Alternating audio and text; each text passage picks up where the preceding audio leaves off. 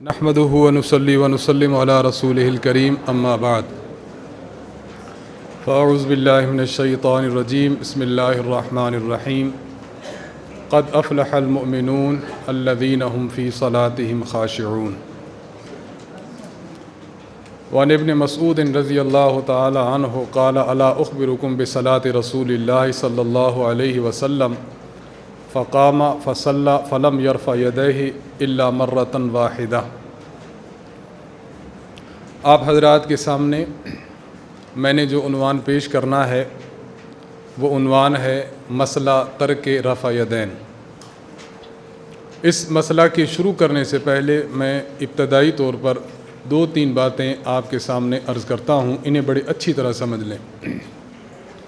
ہم اپنے مسئلے کا عنوان آپ کے سامنے جو پیش کر رہے ہیں یہ عنوان ہے مسئلہ ترک رفع یدین۔ استاد محترم حضرت متکلم اسلام مولانا محمد الیاس گھمن دامت برکاتہم عالیہ آپ فرماتے ہیں کہ باطل نے اتنی محنت کی ہے کہ اس نے اپنے عنوان اس امت کو اور ان لوگوں کو دیے ہیں۔ اگر ہمارا مسئلہ چلتا ہے تو ہمارے لوگ بھی بعض مرتبہ کہہ دیتے ہیں کہ آج رفع یدین پر بات ہوگی، جبکہ رفع یدین یعنی ہاتھوں کو اٹھانا یہ مخالفین کا موقف ہے، ہمارا موقف ترک رفع یدین ہے۔ اس لیے ہمیں چاہیے کہ ہم اپنے موقف اور اپنے عنوان کو عام کریں۔ آج کس پر بات ہوگی؟ آج بات ہوگی ننگے سر نماز پڑھنے پر، جبکہ ننگے سر نماز پڑھنے پر بات نہیں، بات ہوتی ہے سر ڈھانپ کر نماز پڑھنے پر۔ آج عنوان کیا ہوگا؟ اونچی آواز میں آمین کہنا، جبکہ یہ تو نہیں ہے، یہ تو مخالف کا موضوع ہے۔ ہمارا عنوان کیا ہے؟ آمین آہستہ کہنا۔ موضوع چلتا ہے ایک ہاتھ سے مصافحہ، حالانکہ ایک ہاتھ سے مصافحہ نہیں، ہمارا موضوع کیا ہونا چاہیے؟ دو ہاتھ سے مصافحہ۔ ہم عنوان کیا اختیار کرتے ہیں؟ بعض احباب یہ عنوان اختیار کر لیتے ہیں کہ جرابوں پر مسح کرنے پر ہماری گفتگو ہوگی، جبکہ آپ جرابوں پر مسح نہ کہیں، آپ عنوان اختیار کریں کہ آج موضوع پر مسح کا عنوان ہوگا، اس پر آج بات ہوگی۔ میں نے آپ حضرات کی خدمت میں عرض کیا کہ پہلی بات تو ہمیں یہ سمجھنی چاہیے کہ ہم جب عنوان اختیار کریں تو عنوان اپنا ہو۔ آج گفتگو کی کس پر؟ سینہ پر ہاتھ باندھنا، جبکہ عنوان کیا ہے؟ ناف کے نیچے ہاتھ باندھنا۔ آپ نے فائلیں خریدی بھی ہیں اور مزید آپ نے لینی بھی ہیں، آپ اس میں عنوانات دیکھیں تو عنوانات ایسے ہیں کہ جو ہمارے موقف کی ترجمانی کرتے ہیں، نہ کہ مخالفین کے موقف کی۔ تو پہلی بات آپ حضرات نے یہ سمجھنی ہے کہ ہم جب عنوان اختیار کریں تو عنوان اپنا اختیار کریں، تو ہمارا عنوان کیا ہوگا؟ نماز میں ہاتھوں کو نہ اٹھانا، یعنی ترک رفع یدین فی الصلاۃ۔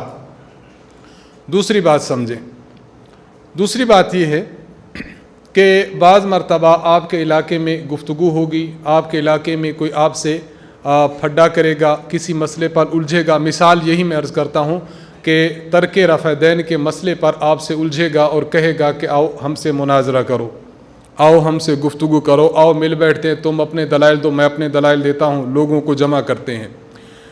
استاد محترم حضرت متکلم اسلام حافظہ اللہ تعالی فرماتے ہیں کہ علاقے میں اس حوالے سے، گفتگو کے حوالے سے کام کی ترتیب کیا ہونی چاہیے، چونکہ ہمارا موضوع ترک رفع یدین ہے اور کام کی ترتیب اس سے متعلق ہے، اس لیے میں اس کی ہلکی سی وضاحت کر رہا ہوں۔ ہمارے علاقوں میں اگر کسی بندے نے آپ سے یہ کہا کہ آؤ مناظرہ کرو ترک رفع یدین پر، تو مناظرے کے لیے ڈائریکٹ آپ نے دوڑ نہیں پڑنا کہ فوراً دو کتابیں اٹھائیں اور آپ اس کے پاس جا دھم کے کہ آؤ مجھ سے بات کرو۔ اس کے لیے جو مرکز کی ترتیب ہے اس کو ذرا اچھی طرح سمجھ لیں۔ مرکز کی ترتیب یہ ہے کہ جب آپ کو کوئی گفتگو کے لیے بلائے تو آپ نے فریق مخالف سے گفتگو شروع کرنے سے قبل 3 اقدام کرنے ہیں، 3 اقدام۔ پہلا قدم آپ نے یہ اٹھانا ہے، آپ ان کو کہیں کہ وہ لڑکے اور وہ افراد جن کو فریق مخالف کے اس فرد نے اپنے نرغے میں لینے کی کوشش کی ہے، ان کو شبہات میں ڈال دیا ہے، سوالات ان پر کرتا ہے اور ان کو اپنے دلیلیں دیتا ہے، ان 5 10 15 20 لڑکوں کو بٹھاؤ ہمارے سامنے، ہم تربیتی نشست کریں گے، اس میں 2 گھنٹے لگ جائیں، 3 گھنٹے لگ جائیں، 4 گھنٹے لگ جائیں، ہم یہ مسئلہ، مثال ترک رفع یدین کا مسئلہ، ہم ان لڑکوں کو اچھی طرح سمجھائیں گے، ہم ان کو سمجھائیں گے کہ اصل مسئلہ ہمارے درمیان اور ان کے درمیان ہے کیا۔ نفس اختلاف کیا ہے؟ دلائل تو بات کی بات ہیں، نفس اختلاف کیا ہے؟ جب تک ہمارے ان متشوش لڑکوں اور افراد کے سامنے نفس مسئلہ کھل کر نہیں آئے گا، ہمارے جو ہی حضرات ہیں فریق مخالف کے دلائل سے ہمیشہ گھبراتے رہیں گے۔ لیکن اگر آپ ان کے سامنے اپنے مسئلے کو اور ان کے موقف کو بالکل واضح کر دیں، پھر آپ کے افراد آپ کا ساتھ دیں گے کہ واقعی اس نے 10 دلیلیں پڑھی ہیں لیکن موضوع پر ایک دلیل بھی نہیں پڑھی۔ میں آپ کی خدمت میں عرض کر رہا ہوں، مثال کے طور پر آپ نے ان 10-15 لڑکوں کی نشست لی، آپ بیٹھے ہیں اور آپ نے مسئلہ سمجھایا کہ فریق مخالف کا رفع یدین یعنی رفع یدین کرنے کے متعلق جو موقف ہے اس کی 5 شقیں ہیں، 5 شقیں۔ نمبر 1، نماز میں رفع یدین کرنے کے متعلق احادیث میں جو الفاظ آئے ہیں یہ ہیں فی الرکوع والسجود، یہ الفاظ بھی آئے ہیں، فی کل رفع و خفض، ہر اونچ نیچ، یہ الفاظ بھی آئے ہیں، اور یہ الفاظ بھی آئے ہیں بین السجدتین کہ 2 سجدوں کے درمیان جب آپ بیٹھتے ہیں 2 سجدوں میں۔ تو حدیث کے الفاظ میں رکوع میں بھی آیا، سجود میں بھی آیا، ہر اونچ نیچ میں رفع یدین کرنا آیا۔ یہ کل 28 مقامات بنتے ہیں۔ فریق مخالف ان 28 مقامات میں سے 4 رکعت نماز کے ان 28 مقامات سے 10 مقام پر تو رفع یدین کرتا ہے اور 18 مقامات پر رفع یدین نہیں کرتا۔ شروع میں رفع یدین کرے گا پہلی رکعت کے شروع میں تکبیر تحریمہ کا، نمبر 2 تیسری رکعت کے اٹھنے کے بعد، تیسری رکعت یعنی 2 رکعتیں پڑھ کر جب اٹھا تیسری رکعت کے لیے اس تیسری رکعت میں یہ رفع یدین کرتا ہے۔ کتنے ہو گئے؟ 2۔ رکوع کو جاتے ہوئے اور رکوع سے سر اٹھاتے ہوئے رفع یدین کرتا ہے۔ 4 رکعت نماز میں کتنے رکوع ہیں؟ 4، تو 4 کو 2 میں ضرب دیں، 4 2 8، 8 رفع یدین یہ ہو گئے، اور 2 رفع یدین پہلی رکعت والے اور تیسری رکعت کے شروع والے۔ اب 10 مقامات کی رفع یدین فریق مخالف کرتا ہے اور 18 مقامات کی رفع یدین فریق مخالف نہیں کرتا۔ تو آپ ان لڑکوں کو اور ان افراد کو، ان حضرات کو یہ سمجھائیں کہ ان کے عمل کی پہلی شق کیا ہے؟ 10 مقامات کی رفع یدین کا اثبات، 18 مقامات کی رفع یدین کی نفی۔ نمبر 2، ان لوگوں کا دعویٰ یہ ہوتا ہے کہ یہ لوگ رفع یدین کو یا تو فرض کہتے ہیں یا واجب کہتے ہیں، یعنی اس پر اصطلاحی حکم لگانا۔ مسعود احمد صاحب ہیں، انہوں نے کتاب لکھی ہے رفع یدین فرض ہے، یہ کتاب کا خود عنوان ہے، رفع یدین فرض ہے۔ رئیس محمد ندوی ان کے وکیل سلفیت ہیں بنارس کے، انہوں نے ایک کتاب لکھی ہے کہ سلفی تحقیقی جائزہ۔ اس کتاب میں انہوں نے لکھا ہے کہ تمام حنفیہ دیوبندیہ کی نماز میں جب وہ رکوع میں جاتے ہیں اور رکوع سے سر اٹھاتے ہیں تو اس فرض کو نہ نبھانے کی وجہ سے ان کی نماز باطل اور کل عدم ہوتی ہے۔ تو انہوں نے ایک فتویٰ کیا دیا کہ رفع یدین کرنا فرض ہے۔ پہلی چیز کیا ہوئی؟ 18 مقامات کی نفی اور 10 مقامات کا ثبوت۔ نمبر 2، یہ رفع یدین کرنا فرض ہے۔ نمبر 3، ان کا دعویٰ یہ ہوتا ہے کہ حضور علیہ الصلوۃ والسلام نے رفع یدین کیا تھا اور وفات تک کیا تھا۔ حضور علیہ السلام کی آخری نماز بھی رفع یدین کے ساتھ تھی۔ مطلب یہ نکلا اب انہوں نے ایسی دلیل پیش کرنی ہے جس میں وفات تک کے الفاظ ہوں، یعنی ایسی دلیل پیش کریں جس میں دوام ہو۔ صرف نفس ثبوت یہ الگ چیز ہے، دوام یہ بالکل الگ چیز ہے۔ میں آپ کو اس کی عام مثال دیتا ہوں، رفع یدیہ، ان رسول اللہ صلی اللہ علیہ وسلم رفع یدیہ، نبی علیہ الصلوۃ والسلام نے رفع یدین کیا۔ اس سے کیا ثابت ہوتا ہے؟ ثبوت رفع یدین یا دوام رفع یدین؟ اس سے ثبوت رفع یدین ہے۔ معلوم یہ ہوا آپ نے اپنے افراد کو سمجھانا ہے کہ اصل ان کا دعویٰ ثبوت کا نہیں، ہمارا جھگڑا اور ان کا جھگڑا ثبوت میں نہیں، اصل گفتگو دوام میں ہے۔ ایسی دلیل پیش کریں جس سے رفع یدین کا دوام ثابت ہو۔ نمبر 4، ان کے دلیلیں کتنی ہیں؟ 2۔ نمبر 1 اللہ کا فرمان، نمبر 2 رسول اللہ صلی اللہ علیہ وسلم کا فرمان۔ اب جب 2 دلیلیں ہیں، جب کوئی حدیث پیش کریں اس حدیث کی صحت کہاں سے پیش کریں گے؟ اپنے ان 2 دلائل سے پیش کریں گے۔ آپ کی اس حدیث کو اللہ تعالیٰ نے صحیح فرمایا ہو یا پیغمبر علیہ السلام نے اس کی تصحیح فرمائی ہو۔ اگر آپ امتی کے اقوال لے کر کسی حدیث کی تصحیح کرنا شروع کر دیں تو پھر آپ اہل حدیث نہیں رہیں گے بلکہ آپ کچھ اور کہلائیں گے۔ اور 5ویں بات جو ان کے عمل میں ہے، ان کا فتویٰ ہوتا ہے، ڈائریکٹ فتویٰ یہ لگاتے ہیں کہ جو رکوع کو جاتے، رکوع سے سر اٹھاتے اور تیسری رکعت کے شروع کا رفع دین نہیں کرتا، اس کی نماز نہیں ہوتی۔ ان کے عمل کی کتنی شکیں بن گئیں؟ 5۔ اب آپ اس اپنے فرد کو جو متشوش ہو چکا ہے یہ سمجھائیں گے کہ اگر وہ کوئی ایسی حدیث پیش کرتا ہے جس میں 5 باتیں پائی جاتی ہیں تو اس کا دعویٰ ثابت ہو گیا، اور اگر ایسی حدیث پیش نہیں کرتا تو ہزار حدیثیں پیش کرتا رہے، جب تک دعوے کے مطابق حدیث پیش نہیں کرے گا اس کا دعویٰ قابل قبول نہیں ہوگا، نہ ہی اس کا عمل قابل قبول ہوگا۔ میں آپ کی خدمت میں عرض کرتا ہوں کہ اگر آپ نے اپنی اس تربیتی نشست میں اپنے ان عوام کو سمجھا لیا، اب دوسرا مرحلہ کیا اختیار کریں؟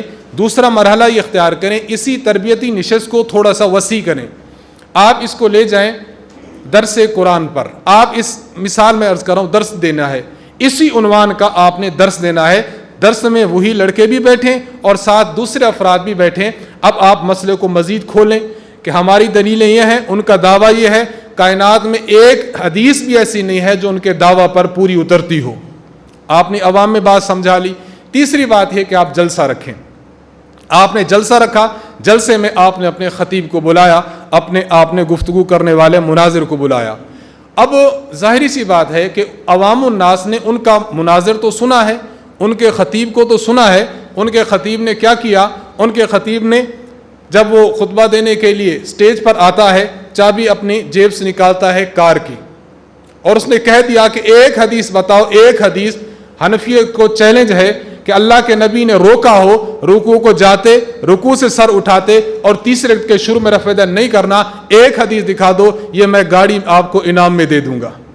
اب اس نے جب چیلنج کیا، عوام تو بدک جائے گی، عوام تو بڑی متاثر ہوگی کہ واقعی کچھ اس کے پلے تو ہے۔ اب ان مقرر کی چھن بن، ان کی تقریر، ان کا ولولہ یہ عوام نے دیکھا ہے۔ ہمارے مقرر کا ولولہ عوام نے نہیں دیکھا۔ اب جب ہمارا مقرر آئے گا، اگر آپ یہ 3 سٹیپ کیے بغیر اپنے مناظر کو، اپنے گفتگو کرنے والے کو بلا لیتے ہیں، یہ بھی بیٹھا ہے اور دوسری طرف فریق مخالف کا مناظر بھی بیٹھا ہے، اب عوام نے آپ کے مناظر کو سنا نہیں، مسئلے کو سمجھا نہیں، اپنے خطیب کی خطابت کے جوہر کو دیکھا نہیں، اب وہ متشوش رہیں گے مناظرے کے شروع سے آخر تک کہ پتہ نہیں یہ کیسے کرے گا، یہ مروانا دے ہمیں، یا ان کا تو خطیب تھا بہت بڑا تھا، یہ ہمیں مروانا دے۔ کیوں؟ آپ کے خطیب کو آپ کی عوام نے سنا نہیں۔ جب آپ ان کو سنائیں گے، میں مثال عرض کرتا ہوں، استاد محترم جاتے ہیں اس سٹیج پر، استاد جی کے جانے پر نعرہ لگتا ہے، آیا آیا شیر آیا، آیا آیا شیر آیا۔ اب نعرے لگتے ہیں، عوام ہوتی ہے، اور استادی کا جو لب و لہجہ ہے، انداز گفتگو ہے اور دلائل کی قوت ہے، جب عوام سنے گی تو عوام کیا کہے گی کہ ہمارے مسئلے پر بحمد اللہ قرآن بھی ہے، حدیث بھی ہے، اجماع امت بھی ہے اور قیاس شرعی بھی ہے۔ اب جب ہمارے عوام الناس یہ بات سمجھ لے گی، اب بتائیں مناظرے کی ضرورت باقی رہے گی، ختم ہو جائے گی؟ عوام تو لے کر پھرتے رہیں گے، عوام کہے گی بابا ہمیں مسئلہ سمجھاؤ، اس دلیل کا جواب دو، فلاں دلیل کا جواب دو، آپ نے جو دلیل پیش کی ہے وہ مسئلے کے متعلق ہے ہی نہیں۔ میں آپ کی خدمت میں عرض کر رہا تھا کہ دیکھیں، اگر آپ فریق مخالف کا پورا موقف سمجھ لیں، پھر ان کی دلیل ایک ایک کو پرکھتے جائیں، ان کی کوئی بھی دلیل ایسی نہیں جو ان کے موقف پر پوری اترتی ہو۔ آپ جب عوام الناس کو فریق مخالف کا موقف سمجھا دیں گے تو گویا آپ نے فریق مخالف کے دلائل کے جوابات عوام کو رٹا دیے ہیں۔ 2 باتیں۔ تیسری بات یہ ہے کہ عوام الناس میں آپ نے یہ بھی سمجھانا ہے کہ بعض مرتبہ فریق مخالف کچھ شوشے ایسے چھوڑتا ہے جس سے عوام بڑی متشوش ہوتی ہے، بڑی پریشان ہوتی ہے۔ اب آپ کو فریق کہے گا، وہ یہ کہے گا کہ دیکھیں جی آپ رفع دین کرتے ہیں ان مقامات کا، آپ کہیں گے جی ہم تو نہیں کرتے۔ کیوں نہیں کرتے؟ نبی نے چھوڑ دیا تھا۔ تو وہ کہے گا اچھا، اگر نبی علیہ السلام نے ان مقامات کی رفع دین کو چھوڑ دیا تھا تو کس سن میں چھوڑا تھا، کس وقت چھوڑا تھا، اسلامی مہینے کی کون سی تاریخ تھی اور کون سی نماز تھی؟ اب آپ نے پھر پریشان ہو جانا ہے کہ یار ہمیں وہ تاریخ پتہ ہونی چاہیے، ہمیں وہ سن پتہ ہونا چاہیے کہ کس سن میں حضور علیہ السلام نے یہ رفع دین چھوڑا تھا۔ اب اس نے یہ شوشہ جب عوام میں چھوڑ دیا، عوام بھی پریشان ہو جاتی ہے کہ واقعی وہ تاریخ ہونی چاہیے، لیکن آپ نے اپنی عوام کو سمجھا دینا ہے کہ یہ فریق مخالف کا محض دھوکہ اور ڈھنگوسلہ ہے، حقیقت اس کی کچھ نہیں ہے۔ کیوں؟ اس لیے کہ آپ اسی سوال کا جواب اسے ایک اور سوال میں دیں. آپ ان سے کہیں کہ آپ سجدوں میں رفع دین کرتے ہیں؟ وہ جواب دیں گے کہ ہم سجدوں میں رفع دین نہیں کرتے. آپ ان سے پوچھتے ہیں کہ حضور علیہ السلام سجدوں میں رفع دین کرتے تھے؟ کہتے ہیں جی کرتے تھے، پھر حضور علیہ السلام نے سجدوں میں رفع دین کرنا چھوڑ دیا تھا. آپ ان کو کہیں آپ ہمیں یہ بتائیں حضور علیہ السلام نے سجدوں میں رفع دین کب چھوڑا تھا، کس صدی میں چھوڑا تھا، کس سن میں چھوڑا تھا، کس نماز میں چھوڑا تھا اور کس تاریخ کو چھوڑا تھا. جو جواب آپ کا ہوگا وہی جواب ہمارا ہوگا. اب آپ عوام کو سمجھائیں گے، عوام آپ کی سمجھ جائے کہ واقعی یہ صرف ان کی سازش اور ڈھنگوسلہ ہے، اس کا حقیقت سے کوئی تعلق نہیں ہے. استاذ محترم فرماتے ہیں ایک مرتبہ بیان کے بعد چٹ جس طرح آتی ہے کہ فریق مخالف یہ کہتے ہیں کہ آپ نبی علیہ الصلوۃ والسلام کا حکم دکھا دو کہ حضور علیہ الصلوۃ والسلام نے فرمایا ہو کہ آپ نبی علیہ الصلوۃ والسلام سے منع دکھا دیں کہ جناب رسول اللہ صلی اللہ علیہ وسلم نے ان مقامات کی رفع دین کرنے سے روکا ہو. استاد جی فرماتے ہیں کہ میں نے ان کو کہا کہ اچھا اگر ہم سے منع کی دلیل مانگتے ہیں ہم آپ سے کہتے ہیں کہ وہ حدیث دکھا دو جس میں حضور علیہ السلام نے فرمایا ہو کہ تم رکوع کو جاتے، رکوع سے سر اٹھاتے اور تیسری رکعت کے شروع کا رفع دین کیا کرو. حضور علیہ الصلوۃ والسلام سے ان مقامات کی رفع دین کا کرنا تم دکھا دو، منع ہم دکھا دیں گے. اب آپ بتائیں وہ رفع دین کیا عمر دکھا سکتا ہے؟ نہیں دکھا سکتا.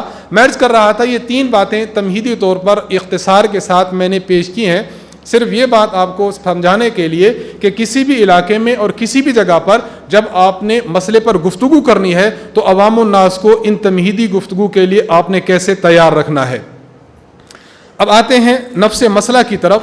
ہم اہل سنت والجماعت احناف کا موقف یہ ہے کہ پنجگانہ نماز میں ہم صرف شروع میں رفع دین کرتے ہیں تکبیر تحریمہ کے وقت، باقی مقامات کا ہم رفع دین نہیں کرتے، چاہے وہ مقام رکوع جانے کا ہو، چاہے رکوع سے اٹھنے کا ہو، چاہے سجدوں میں جانے کا ہو، سجدوں سے اٹھنے کا ہو، اونچ نیچ کا ہو یا تیسری رکعت کے شروع کا ہو. تمام مقامات کی رفع دین پنجگانہ نماز میں ہم صرف شروع میں کرتے ہیں، باقی مقامات کی رفع دین نہیں کرتے.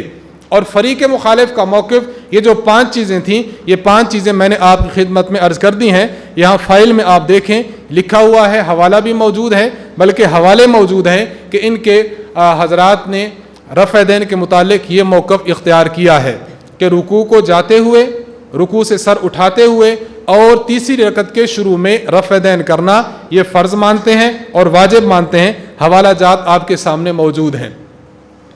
اہل سنت والجماعت احناف کا جو اصول فقہ کی کتابوں میں ہمارے جو استدلال کے لیے دلیلیں لکھی گئی ہیں، پہلی دلیل ہماری کتاب اللہ ہے. کتاب اللہ سے ترک رفع دین ثابت ہے. سورۃ المؤمنون آیت نمبر 1 اور 2 میں اللہ تعالیٰ ارشاد فرماتے ہیں قد افلح المؤمنون الذین هم فی صلاتهم خاشعون. مومن کامیاب ہو گئے جو اپنی نمازوں میں خشوع اختیار کرتے ہیں. اس سے پتہ چلا کہ کامیاب مومن کی کامیاب نماز اور اللہ کے ہاں مقبول نماز وہ ہوگی کہ جس میں وہ خشوع سے کام لیتا ہے. خشوع کسے کہا جاتا ہے؟ اس کی تفسیر حضرت عبداللہ بن عباس رضی اللہ تعالی عنہما سے ان کی تفسیر ہے تنویر المقباس فی تفسیر ابن عباس.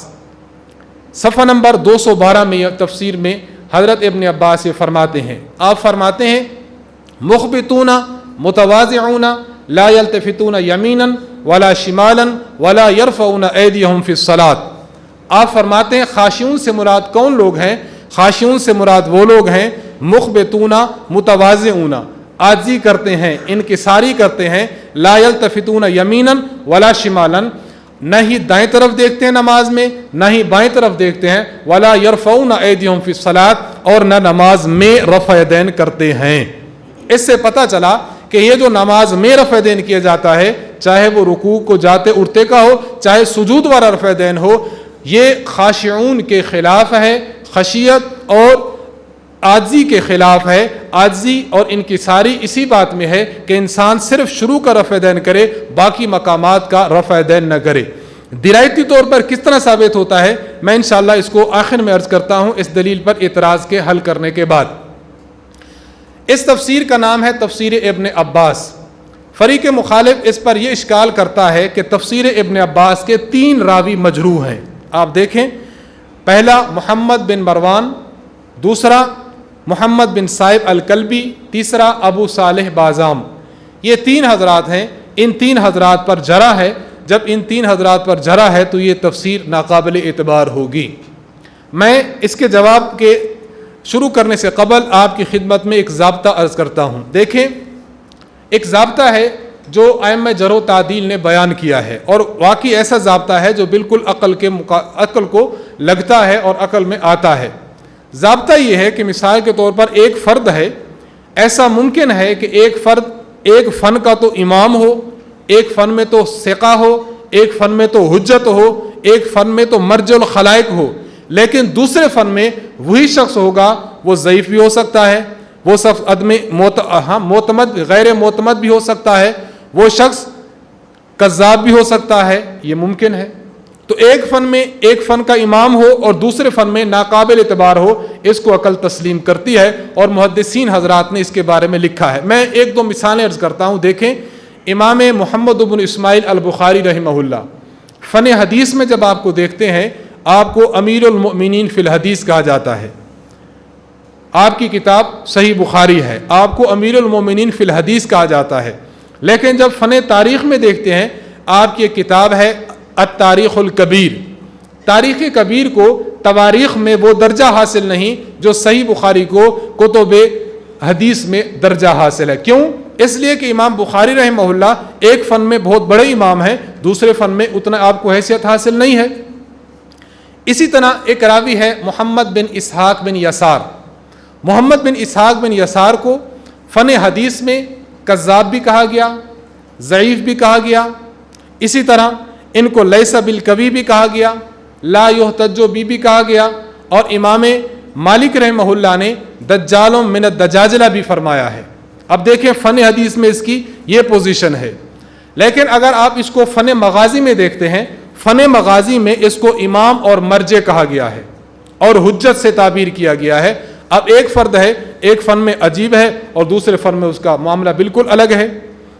قاری عاصم الکوفی، اس کے بارے میں تقریب میں حافظ ابن حجر اسقلانی رحمہ اللہ فرماتے ہیں کہ یہ لہو اوہامن، ان کو وہم بہت ہو جایا کرتا تھا، یعنی ان کی روایات میں وہم ہے. لیکن فن قرات میں حافظ صاحب فرماتے ہیں کہ یہ حجت ہیں. تو اب دیکھیں، ایک امام ہے، ایک فن میں اس کی کیٹیگری اور حیثیت الگ ہے اور دوسرے مقام بالکل الگ ہے. اس طرح کئی ایسے محدثین اور مفسرین کے نام لیے جا سکتے ہیں کہ وہ ایک فن میں الگ حیثیت کے مالک ہیں اور دوسرے فن میں الگ حیثیت کے مالک ہیں. اب ہم آتے ہیں نفس مسئلہ کی طرف کہ یہ جو 3 حضرات تھے، محمد بن مروان، محمد بن صائب الکلبی اور ابو صالح بازام، حضرت امام یحییٰ بن سعید القطان رحمہ اللہ، یہ وہ شخصیت ہیں جن کو فن اسماء الرجال کا بانی تصور کیا گیا ہے، مدون اول فرمایا گیا ہے. حضرت نے فرمایا ہے کہ قال یحییٰ بن سعید یعنی القطان تساہل فی تفسیر عن قوم لا یوثقونہم فی الحدیث. ائمہ محدثین اور ائمہ حضرات نے ایک ایسی جماعت سے جن کو حدیث کے میدان میں ان کی توثیق نہیں کی جاتی، یعنی حدیث کے میدان میں وہ قابل اعتبار نہیں، ائمہ حضرات نے اس جماعت سے تفسیر کو لیا ہے. گویا یحییٰ بن سعید القطان فرماتے ہیں کہ بعض ایسے حضرات ہوں گے جن پر فن حدیث میں جرح ہوگی، لیکن چونکہ وہ فن تفسیر کے امام ہیں اس لیے ان حضرات سے فن تفسیر کو لیا گیا ہے. ثم ذکر لیث بن ابی سلیم وجویبر بن سعید والضحاک ومحمد بن صائب یعنی الکلبیہ. آپ نے ان 4 حضرات کے نام لیے اور چوتھا نام وہی ہے جو ہماری تفسیر میں آتا ہے، محمد بن صائب یعنی کلبی. اور آپ بڑی عجیب بات فرماتے ہیں، ہؤلاء لا یحمد حدیثہم ویکتب التفسیر عنہم. یہ وہ حضرات ہیں جن کی روایت کردہ حدیث اس کی تو مدح اور تعریف نہ کی جائے گی، لیکن ان کی روایت تفسیر کو لیا جائے گا اور اس کو لکھا جائے گا. اب میں آپ کی خدمت میں عرض کرتا ہوں، آپ فن اسماء و رجال کی کتب کو دیکھ لیجئے. ان حضرات پر اگر جرح موجود ہے تو وہ جرح با اعتبار فن حدیث کے ہے. ہم ان سے جو لے رہے ہیں ہم حدیث نہیں لے رہے, ہم ان سے مروی تفسیر لے رہے ہیں. اور تفسیر کے متعلق یہ ضابطہ آ چکا کہ اگر ایک بندہ ممکن ایسا ہو کہ جس کی حدیث تو ضعیف ہو سکتی ہے لیکن ان کی روایت تفسیر ٹھیک ہوگی, لہذا اس اصول کے پیش نظر ہم دیکھتے ہیں کہ فن اسماء و رجال میں ان حضرات کو مفسر کہا گیا, ان حضرات کو صاحب التفسیر کہا گیا, اور ان پر جو جرح ہے وہ با اعتبار حدیث کے ہے. لہٰذا اس اصول کی روح سے ان حضرات کی تفسیر کو لیا جائے گا, ان حضرات کی تفسیر کو رد نہیں کیا جائے گا. آپ کے سامنے یہ 3 حضرات ہیں اور ان پر کی گئی جو بات ہے اور ان کو جو مفسر کہا گیا ہے وہ آپ کے سامنے لکھی ہوئی ہے. میں آپ حضرات کی خدمت میں اس کا درایتی پہلو عرض کرنا چاہتا ہوں کہ اس کا درایتی پہلو کیا ہے. آپ دیکھیں کہ اللہ تبارک و تعالیٰ نے قرآن کریم میں ارشاد فرمایا, اقم الصلاۃ لذکری, نماز کو میرے ذکر کے لیے قائم کرو. اس کو ذرا توجہ سے سمجھیں تو ایک بہت بڑا اشکال آپ سے حل ہو جائے گا. اللہ تعالیٰ فرماتے ہیں کہ میری نماز قائم کرو میرے ذکر کے لیے. نماز 2 چیزوں کا مجموعہ ہے. نمبر 1 اس میں کچھ افعال ہیں, نمبر 2 اس میں کچھ اقوال ہیں. اقوال اور افعال کا مجموعہ یہ نماز ہے. اگر نماز میں ایسا قول ہے, ایسا فعل ہے کہ جس کے ساتھ ذکر ملصق ہے, یعنی قول ملصق ہے, یہ عبادت بن جائے گا. اور اگر ایسا عمل ہے اور ایسا فعل ہے جس کے ساتھ ذکر ملصق اور ملا ہوا نہیں ہے تو یہ عبادت نہیں بنے گا, یہ فعل عبث شمار ہوگا. آپ نماز میں ہیں, آپ اپنی داڑھی کو سیٹ کر رہے ہیں. اب آپ بتائیں, آپ یہ جو فعل کر رہے ہیں اس کے ساتھ کوئی ذکر ملا ہوا ہے؟ نہیں. اب آپ کا یہ فعل عبث بن جائے گا. یہ فعل الذین هم فی صلاتہم خاشعون میں خاشعون کی تفسیر کے خلاف ہے. ہم تکبیر تحریمہ کہتے ہیں اللہ اکبر, یہ ہمارے ہاتھ اٹھ رہے ہیں, یہ فعل ہے, اور لفظ اللہ اکبر یہ ذکر اس کے ساتھ ملا ہوا ہے. اب یہ فعل ایسا نہیں جو بغیر ذکر کے ہو, لہذا یہ فعل مقصود صلاۃ ہوگا, یہ عبث فعل نہیں ہوگا. بات سمجھ رہے ہیں؟ میں آپ سے عرض کرتا ہوں, آپ رکوع میں جاتے ہیں, رکوع میں جاتے ہوئے آپ ایک انتقال کرتے ہیں رکوع والا. نمبر 2 آپ اللہ اکبر کہتے ہیں. اللہ اکبر ذکر ہے, یہ انتقال فعل ہے. اب فعل کے ساتھ ذکر ملا ہوا ہے, رکوع کرنا عبث نہیں ہوگا. اب ہم دیکھتے ہیں کہ یہ جو رفع یدین ہے, رکوع کو جاتے ہوئے اور رکوع سے سر اٹھاتے ہوئے اور تیسری رکعت کے شروع میں, یہ جو رفع یدین ہوتا ہے, آیا کہ یہ جو عمل ہے, یہ جو فعل ہے, اس کے ساتھ ذکر ملا ہوا ہے یا یہ بغیر ذکر کے ہے؟ اب ہم دیکھتے ہیں جو بندے رکوع کو جاتے ہوئے رفع یدین کرتے ہیں وہ کریں گے, ہاتھ اٹھائیں گے اور اللہ اکبر کہتے ہوئے رکوع میں جائیں گے. یہ جو اللہ اکبر ہے, یہ چونکہ انہوں نے ہیئت قیام سے ہیئت رکوع کی طرف انتقال کیا, یہ ان کا فعل ہو گیا, اور لفظ اللہ اکبر یہ اس فعل کے ساتھ ملا ہوا ہے. تو معلوم ہوا رکوع کے ساتھ اللہ اکبر ملا ہوا ہے, لیکن جو رفع یدین کر رہے ہیں, رفع یدین صرف فعل ہے, اس کے ساتھ ذکر ملا ہوا نہیں ہے. جب آپ رکوع سے اٹھتے ہیں, سمی اللہ لمن حمیدہ کہا, یہ انتقال کیا, آپ نے قوما کیا, یہ ربنا لک الحمد کہا, اس وقت یہ رفع یدین کرتے ہیں, اس رفع یدین کے ساتھ بھی ذکر ملا ہوا نہیں ہے. یہی حال ہے جب یہ تیسری رکعت میں اٹھتے ہیں, اٹھتے ہوئے اللہ اکبر کہتے ہوئے اٹھیں گے تو یہ انتقال کیا قیام کی طرف, اس کے لیے اللہ اکبر کہا, لیکن اس کے ساتھ آپ دیکھ لیجئے رفع یدین کرتے ہیں, اس کے ساتھ ذکر ملا ہوا نہیں ہے. اب الذین هم فی صلاتہم خاشعون اقم الصلاۃ لذکری, ان دونوں کو ملانے سے بات سمجھ آتی ہے کہ شروع کا رفع یدین ایسا ہے جس میں فعل بھی ہے اور اس کے ساتھ ذکر بھی ہے. اقم الصلاۃ لذکری کے تحت خشوع کے موافق ہوگا, خشوع کے مخالف نہیں ہوگا.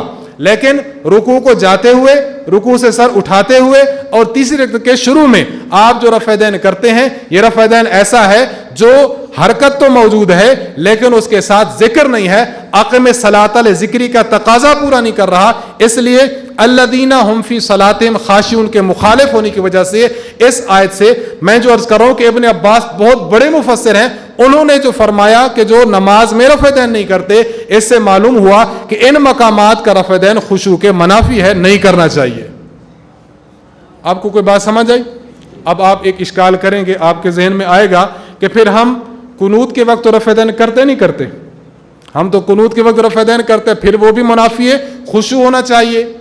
ہم جب عیدین پڑھتے ہیں، عیدین میں بھی ہم رفع یدین کرتے ہیں، تو وہ بھی منافی خشوع ہونا چاہیے. اس کو آپ کہتے ہیں کہ ٹھیک ہے، آپ اگر میری بات سمجھ چکے ہوں تو آپ کو جواب دینا بہت آسان ہوگا. آپ جب قنوت کے لیے اللہ اکبر کہتے ہیں، آپ کہتے ہیں اللہ اکبر، آپ نے ہاتھ اٹھائے، عمل کیا، فعل کیا، اس فعل کے ساتھ ذکر اللہ اکبر ملا ہوا یا نہیں ملا ہوا؟ ملا ہوا ہے، لہذا خشوع کے منافی نہیں، خشوع کے موافق ہے. آپ جاتے ہیں عید پڑھنے، عید پڑھانے، آپ عید میں اللہ اکبر اللہ اکبر اللہ اکبر، آپ یہ جو رفع یدین کرتے ہیں اس کے ساتھ ذکر ملا ہوا ہے نہیں ملا ہوا؟ ذکر ملا ہوا ہے. ہم کہہ سکتے ہیں ہمارا وہ رفع یدین جو ہم قنوت کے وقت کرتے ہیں، ہمارا وہ رفع یدین جو ہم عیدین کے وقت کرتے ہیں، اس رفع یدین کے ساتھ ذکر ملا ہوا ہے، عقم صلاۃ علی ذکری کے موافق ہونے کی وجہ سے خشوع کے موافق ہے. اور آپ کا جو رفع یدین ہے اس کے ساتھ ذکر ملا ہوا نہیں، لہذا وہ خشوع کے مخالف ہے. میں آپ سے عرض کر رہا تھا کہ دیکھیں، جب آپ نفس مسئلہ اور تھوڑی سی تنقید سمجھ جائیں، آپ اشکال کا جواب دے سکتے ہیں. یہ تو علمی سی بات تھی جو آپ اہل علم میں کر سکتے ہیں. اگر اسی بات کو آپ نے سمجھانا ہے عوام الناس میں، عوام کو آپ کیسے سمجھائیں گے؟ اس کے لیے میں آپ کی خدمت میں عوام کو سمجھانے کا طریقہ عرض کرتا ہوں. عوام کو پہلے آپ ایک مثال دیں. آپ ایک مثال دیں کہ دیکھیں، مثال کے طور پر ایک مجمع ہے اور ایک خطیب خطبہ دے رہا ہے، تقریر کر رہا ہے. خطیب صاحب نے سب کو کہا کہ بیٹھ جائیے. اس حکم کا تقاضا کیا تھا؟ زید بھی بیٹھ جائے، عمر بھی بیٹھ جائے، بکر بھی بیٹھ جائے، مجمع بیٹھ جائے. پھر خطیب نے کہا نہیں بھائی جان آپ تشریف لائیں، آپ سٹیج پر آپ کھڑے ہو جائیں، عمر آپ کھڑے ہو جائیں، بکر آپ کھڑے ہو جائیں، زید آپ کھڑے ہو جائیں. زید نے بھی کھڑا ہونا ہے، عمر نے بھی کھڑا ہونا ہے، بکر نے بھی کھڑا ہونا ہے. اب آپ نے کیا سمجھانا ہے؟ آپ نے کہنا ہے سٹیج سے کتنے قسم کے اعلان ہوئے؟ 2 قسم کے. ایک اعلان کا تقاضا یہ تھا کہ سب بیٹھ جائیں، دوسرے کا تقاضا یہ تھا کہ صرف 3 افراد کھڑے ہو جائیں. معلوم ہوا کہ ہم بعض مقامات کی رفع یدین کرتے ہیں جیسے قنوت اور عیدین، پنجگانہ نماز میں ہم رفع یدین نہیں کرتے. اب ہم یہ کہیں گے عوام کو آپ سمجھائیں، دلائل 2 قسم کے ہیں. ایک وہ دلائل ہیں جن میں رفع یدین سے منع آیا ہے، اس منع کا تقاضا یہ تھا کہ قنوت کی رفع یدین بھی نہ کی جاتی، ان دلائل کا تقاضا یہ تھا عیدین کی رفع یدین بھی نہ کی جاتی. لیکن خاص دلائل آ گئے، ان خاص دلائل کی وجہ سے ان خاص دلائل میں، ان خاص نمازوں میں ہم رفع یدین کرتے ہیں. تو عام دلائل کی وجہ سے عام نمازوں میں رفع یدین چھوڑ دیتے ہیں، خاص دلائل کی وجہ سے خاص نمازوں میں رفع یدین کرتے ہیں. اب دیکھیں کتنا آسان ہے، اگر اس طرز پر عوام کو سمجھائیں آپ کی عوام بہت اچھی طرح سمجھے گی. امام بخاری رحمہ اللہ کی کتاب ہے جز رفع یدین، اس میں حدیث نمبر 162 حضرت عمر بن خطاب رضی اللہ عنہ کے بارے میں آتا ہے. حضرت عمر بن خطاب جب آپ قنوت پڑھتے تھے تو اس وقت آپ رفع یدین کرتے تھے. معلوم یہ ہوا کہ قنوت کے وقت رفع یدین کی خاص دلیل آ گئی، اس کا تقاضا یہ کہ اس وقت کرنا چاہیے. اسی حدیث سے متصل بعد والی حدیث نمبر 163 حضرت عبداللہ ابن مسعود رضی اللہ عنہ سے ہے. حضرت ابن مسعود وتر کی آخری رکعت میں قل هو اللہ احد پڑھتے تھے، اس کے بعد رفع یدین کرتے تھے، پھر قنوت پڑھتے تھے، پھر آپ رکوع میں جاتے تھے. تو میں عرض کر رہا ہوں اسی طرح سنن طحاوی میں یہ دلیل موجود ہے کہ آپ نے عیدین کی نماز میں رفع یدین کرنا ہے. خیر، میں آپ کی خدمت میں عرض کر رہا تھا کہ دیکھیں قرآن کریم کی اس آیت سے ثابت ہوا کہ رفع یدین پنجگانہ نماز میں نہیں کرنا چاہیے. تفسیر نمبر 2 حضرت امام حسن بصری رحمہ اللہ تعالی، آپ بھی اسی آیت کی تفسیر میں فرماتے ہیں خاشعون الذین لا یرفعون ایدیہم فی الصلاۃ الا فی التکبیرۃ الاولی. خاشعون وہ لوگ ہیں جو صرف شروع نماز میں رفع یدین کرتے ہیں، پھر پوری نماز میں رفع یدین نہیں کرتے. تفسیر سمرقندی جلد نمبر 2 صفحہ نمبر 408. یہ تو میں نے آپ کی خدمت میں بات عرض کی ہے قرآن کریم اور قرآن کریم کی تفسیر کے حوالے سے. اب میں آپ کی خدمت میں احادیث پیش کرنے لگا ہوں. احادیث موقوف مرفوع بھی ہوں گی، اسی طرح موقوف بھی ہوں گی اور مقطوع بھی ہوں گی. حدیث مرفوع میں آپ کے سامنے جو حدیث پیش کر رہا ہوں حضرت امام دارقطنی رحمہ اللہ تعالیٰ کی کتاب ہے کتاب العلل، جلد نمبر 4 صفحہ نمبر 106. اس میں حضرت علی رضی اللہ عنہ کی مرفوع حدیث ہے. حضرت علی رضی اللہ عنہ فرماتے ہیں ان النبی صلی اللہ علیہ وسلم انہ کان یرفع یدیہ فی الصلاۃ فی اول الصلاۃ ثم لا یعود. حضرت علی رضی اللہ عنہ حضور علیہ الصلوۃ والسلام کا عمل پیش کرتے ہیں. پیغمبر پاک صلی اللہ علیہ وسلم شروع نماز میں رفع دین کرتے تھے، پھر پوری نماز میں رفع دین نہیں کرتے تھے. اس سے پتہ یہ چلا رفع دین صرف اول نماز میں ہو، باقی نماز میں رفع دین نہیں کرنا چاہیے. اس پر اعتراض سمجھیں، پھر اس کے بعد اس کا جواب سمجھیں. اعتراض یہ ہے، آپ ذرا سند کو دیکھیں. سند کو روا عبد الرحیم ابن سلیمان عن ابی بکر النحشلی. یہ ابو بکر النحشلی یہ اس حدیث کا مرکزی راوی ہے. ابو بکر النحشلی سے روایت کرنے والے حضرت عبد الرحیم بن سلیمان بھی ہیں. یہ صحیح بخاری، صحیح مسلم اور سنن اربعہ کے مرکزی راوی ہیں. عبد الرحیم بن سلیمان ایک راوی ہیں، اور ابو بکر النحشلی سے روایت کرنے والی پھر ایک اور جماعت محدثین ہے. اب ذرا اعتراض اچھی طرح سمجھیں. فریق مخالف یہ اعتراض کرتا ہے کہ امام دارقطنی رحمہ اللہ نے اس حدیث کو لکھا، لکھنے کے بعد یہ فرمایا کہ ابو بکر النحشلی سے روایت کرنے والی شخصیت حضرت امام عبد الرحیم بن سلیمان یہ اس روایت کو مرفوع پیش کرتے ہیں، جبکہ ایک جماعت محدثین ابو بکر النحشلی سے اس روایت کو موقوف پیش کرتی ہے. لہٰذا جماعت محدثین کے مخالفت کرنے کی وجہ سے حضرت ابو عبد الرحمن بن سلیمان کی روایت ٹھیک نہیں ہوگی. آپ حضرت عبد الرحمن بن سلیمان کی اس روایت کو مرفوع نہیں بلکہ موقوف سمجھیں. کیوں؟ اس لیے کہ جماعت محدثین نے اس کو موقوف پیش کیا ہے. لہٰذا عبد الرحیم بن سلیمان نے ایک جماعت محدثین کی مخالفت کی ہے، اس وجہ سے ان کی روایت شاذ ہوگی، اور شاذ روایت قابل اعتبار نہیں ہوتی. سوال سمجھے؟ اب جواب سمجھے. جواب سے پہلے آپ کی خدمت میں ایک بات عرض کرتا چلوں کہ دیکھیں، دو باتیں اور دو اصطلاحیں سمجھیں. ایک اصطلاح ہے جسے آپ کہتے ہیں شاذ، ایک اصطلاح ہے جسے کہتے ہیں زیادتی ثقہ. شاذ کسے کہتے ہیں، زیادتی ثقہ کسے کہتے ہیں، یہ دو باتیں سمجھ لیں، پھر آپ کو جواب سمجھنا آسان ہوگا. اب دیکھیں، یہ 5 حضرات ہیں، یہ 5 محدثین ہیں. 5 محدثین نے کوئی بات پیش کی اور اس طرف سے ایک محدث نے ایک بات پیش کی. 5 محدثین ایسی بات کرتے ہیں اور ایک محدث ایسی بات کرتا ہے کہ ایک محدث کی بات ان 5 محدثین کی بات کے مخالف ہو جاتی ہے. آپ اسے کہیں گے اس ایک محدث کی بات یہ شاذ ہے. نمبر 2، 5 محدثین ایک بات کرتے ہیں، ایک محدث وہی بات بھی کرتا ہے، ان 5 سے علاوہ ایک زائد بات کرتا ہے.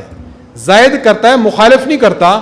یہ جو انہوں نے زائد بات پیش کی ہے اسے کہیں گے زیادتی ثقہ، ثقہ راوی کی زیادتی. محدثین کا فیصلہ یہ ہے شاذ قابل قبول نہیں لیکن زیادتی ثقہ قابل قبول ہے. حضرت مولانا محمد امین صفدر اکاڑوی نور اللہ مرکزہ، آپ کا مناظرہ ہو رہا تھا پیر جھنڈا کے ساتھ. آپ رحمہ اللہ نے ایک روایت پیش کی، پیر جھنڈا نے اس پر اعتراض کیا. اس نے کہا کہ یہ روایت جو آپ نے پیش کی ہے یہ روایت شاذ ہے. آپ نے فرمایا یہ شاذ نہیں ہے، یہ زیادتی ثقہ ہے. زیادتی ثقہ قابل قبول ہوتی ہے، شاذ نہ قابل قبول ہوتی ہے. اس نے کہا نہیں، آپ نے جو پیش کیا شاذ ہے. آپ نے فرمایا نہیں. اس نے کہا کہ آپ کیسے پھر عوام کو سمجھائیں گے کہ یہ شاذ نہیں. انہوں نے کہا ایک منٹ ٹھہرے، میں عوام کو سمجھاتا ہوں. آپ نے پھر عوام کو کیسے سمجھایا؟ آپ نے فرمایا میں اپنے الفاظ میں عرض کرتا ہوں. دیکھیں، مثال کے طور پر میں عرض کرتا ہوں کہ صبح کی نماز فجر کی نماز ہے. فجر کی نماز پڑھائی ہے مولانا محمد الیاس گھمن صاحب نے. 10 بندے کہتے ہیں کہ فجر کی نماز مولانا محمد الیاس گھمن صاحب نے پڑھائی ہے. ہمارے ایک بھائی کہتے ہیں کہ مولانا محمد الیاس گھمن صاحب نے نہیں پڑھائی بلکہ قاری مولانا محمد اشفاق صاحب نے پڑھائی ہے. 10 بندوں نے کہا کہ مولانا نے پڑھائی ہے، ایک بندے نے کہا کہ نہیں قاری صاحب نے پڑھائی ہے. اب ایک بندے یہ 10 بندوں کی مخالفت کر رہا ہے نا، اب اس کو کہیں گے یہ شاذ ہے. اب ان کی بات نہیں لیں گے، اب 10 کی بات لیں گے.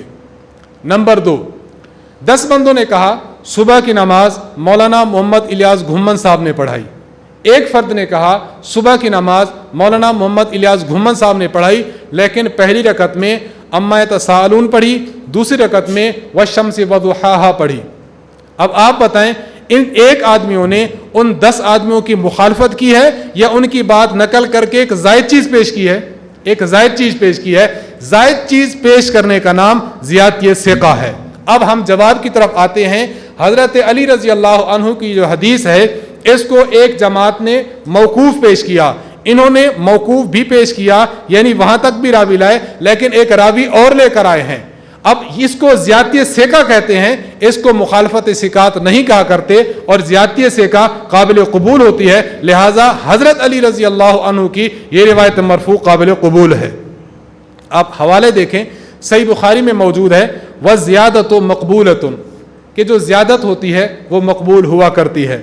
امام ابو عبداللہ الحاکم نے اپنی کتاب المستدرک علی الصحیحین میں فرمایا ان الزیادۃ من الثقۃ مقبولۃ, ثقہ بندے کی زیادتی یہ مقبول ہوا کرتی ہے. دوسرا جواب سمجھیں. دوسرا جواب یہ ہے کہ دیکھیں اگر اختلاف پڑ جاتا ہے, ایک محدث کہتا ہے کہ یہ روایت موقوف ہے, دوسرا کہتا ہے یہ روایت مرفوع ہے, اب کس کو ترجیح دی جائے گی؟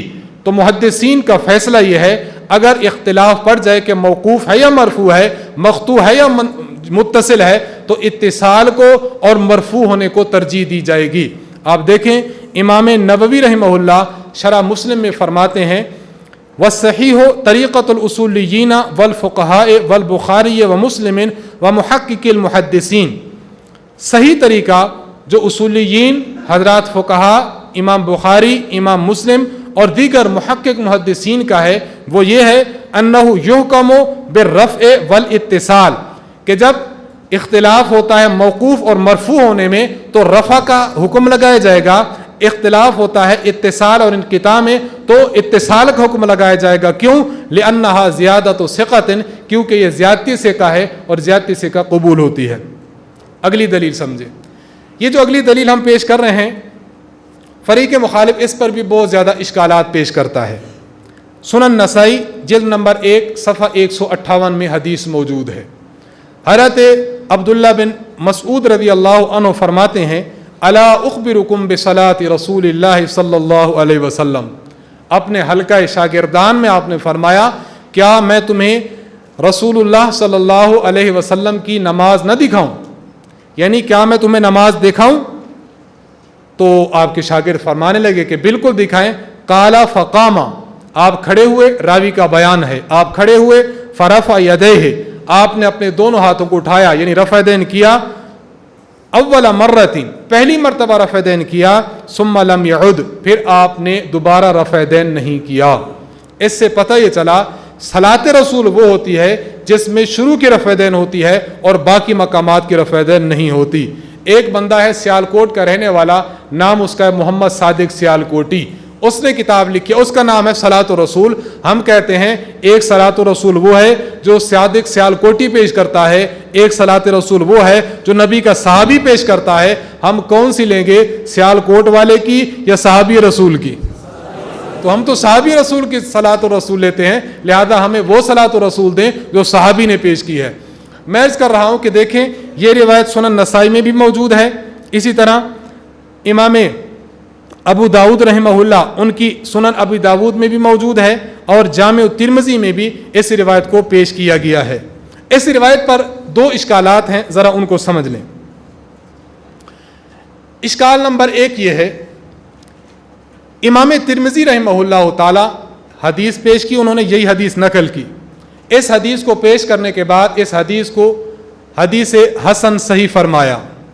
اس کے بعد آگے جا کر امام ترمذی رحمہ اللہ فرماتے ہیں کہ حضرت عبداللہ بن مبارک فرماتے ہیں کہ حضرت ابن عمر رضی اللہ تعالی عنہ ان کی جو حدیث ہے وہ حدیث تو ثابت ہے, لیکن حضرت ابن مسعود رضی اللہ عنہ کی جو حدیث ہے ان النبی صلی اللہ علیہ وسلم لم یرفع الا فی اول مرۃ, یہ حدیث ثابت نہیں ہے.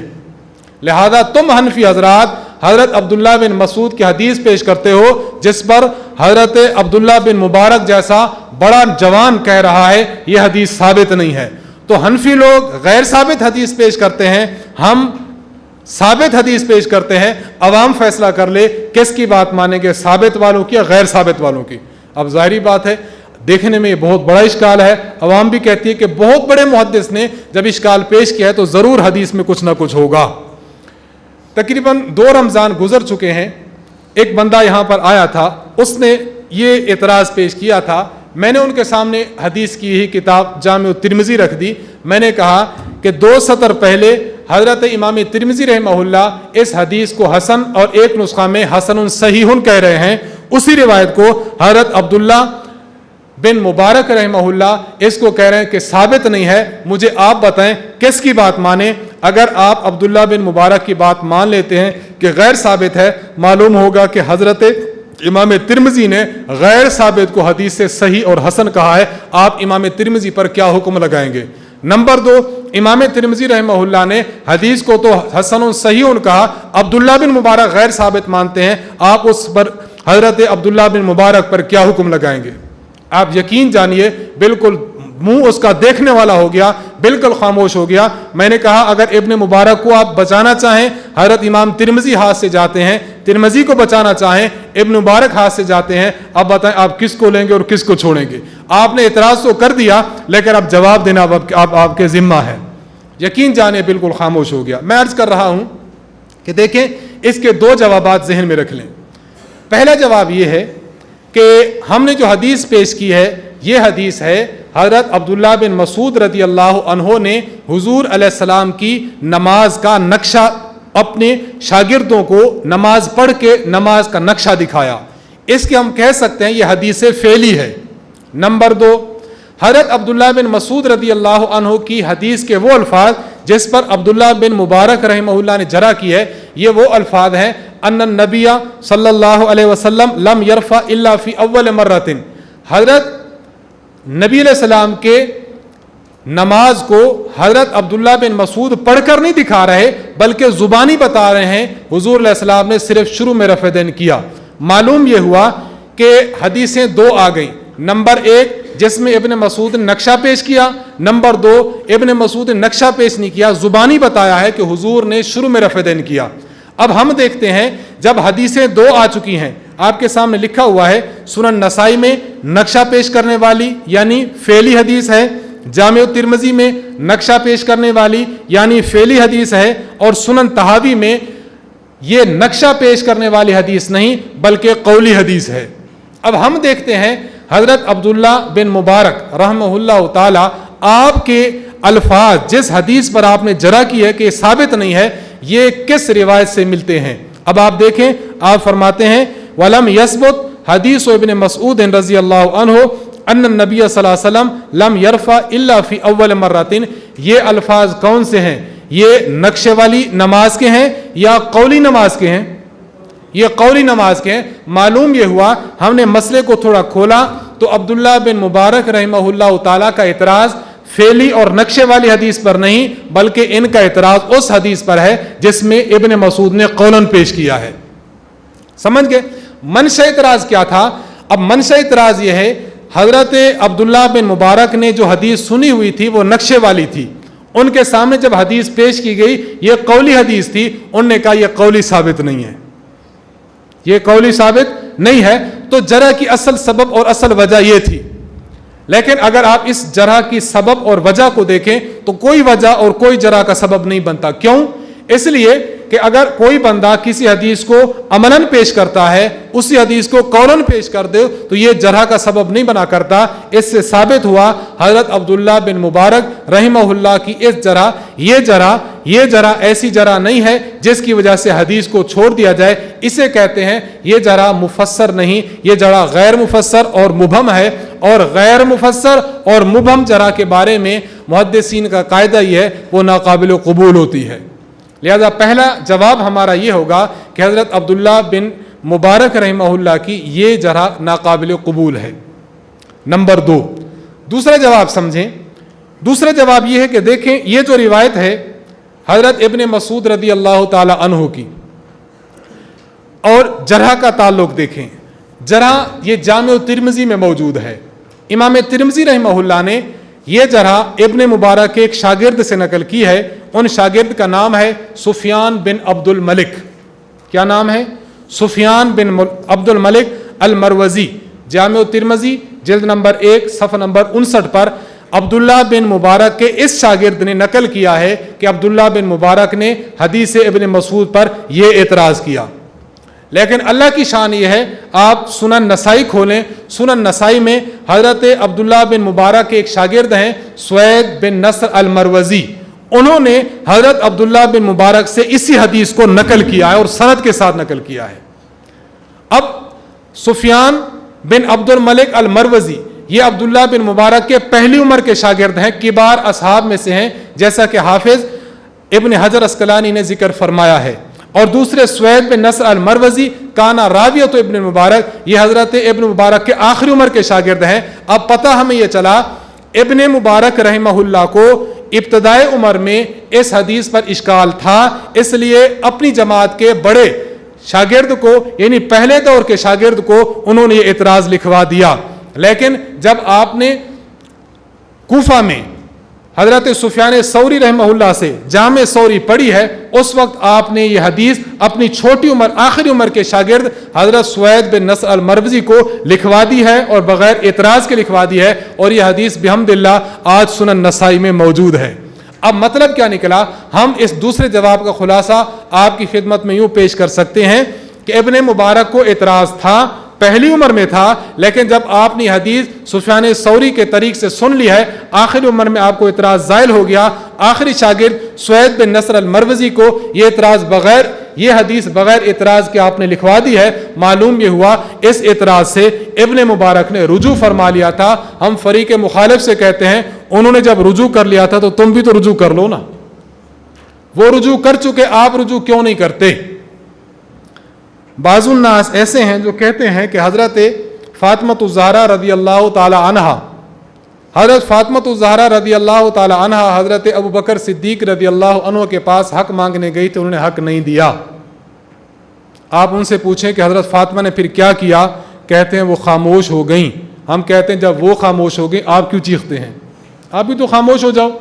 اگر آپ ان کے نقش، اگر ہاں انہوں نے واویلا کیا ہو، ان کے خلاف سازشیں کی ہوں، پوری تحریک چلائی ہو، پھر تو آپ کچھ کام کریں۔ جب وہ خاموش ہو گئے تو آپ بھی خاموش ہو جائیں۔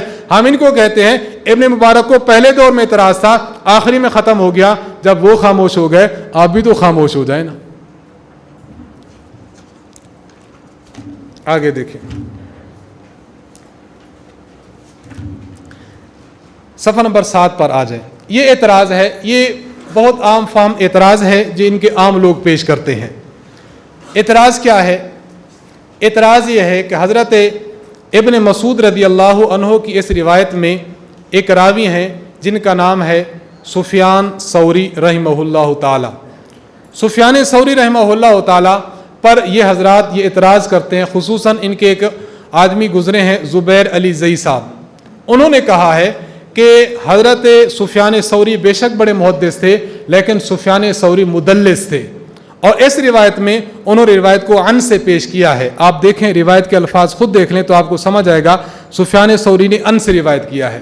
جب سفیان ثوری مدلس ہیں اور مدلس عن سے روایت کرتے ہیں، اور عن سے روایت جب مدلس کرتا ہے، جب تک سماع کی تصریح نہ کرے، حدثنا یا سمعنا یا سمیتوں کے یا سمعنا یہ الفاظ پیش نہ کرے، تو اس وقت تک اس کا انا ناقابل قبول ہوتا ہے۔ سفیان ثوری کی تصریح سماع کہیں مذکور نہیں، لہٰذا ان کا انا ناقابل قبول ہوگا، اس لیے روایت ضعیف ہے۔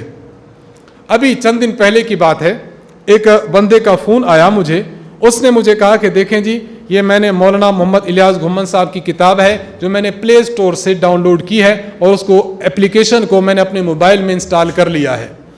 تو میں نے تو بہت سنا تھا اور میں بڑا اس پر خوش ہوا کہ مولانا نے کتاب لکھی ہے، اس میں صحیح حدیثیں لکھی ہوں گی، لیکن جب میں نے اس میں حدیثیں دیکھی اس میں تو ضعیف حدیثیں ہیں۔ میں نے ان کو کہا کہ آپ نے کون سی حدیث دیکھی ہے جس کو آپ کہتے ہیں کہ حدیث ضعیف ہے؟ کہتے ہیں کہ اس میں رفع دین کرنے کی جو آپ نے حدیث لکھی ہے یہ حدیث ضعیف ہے۔ میں نے کہا اس میں تو بہت سی حدیثیں لکھی ہیں، قرآن کی آیت بھی لکھی ہے، پھر کون سی حدیث ہے جو آپ کو ضعیف نظر آئی؟ انہوں نے کہا حضرت عبداللہ بن مسعود کی روایت ہے، یہ روایت ضعیف ہے۔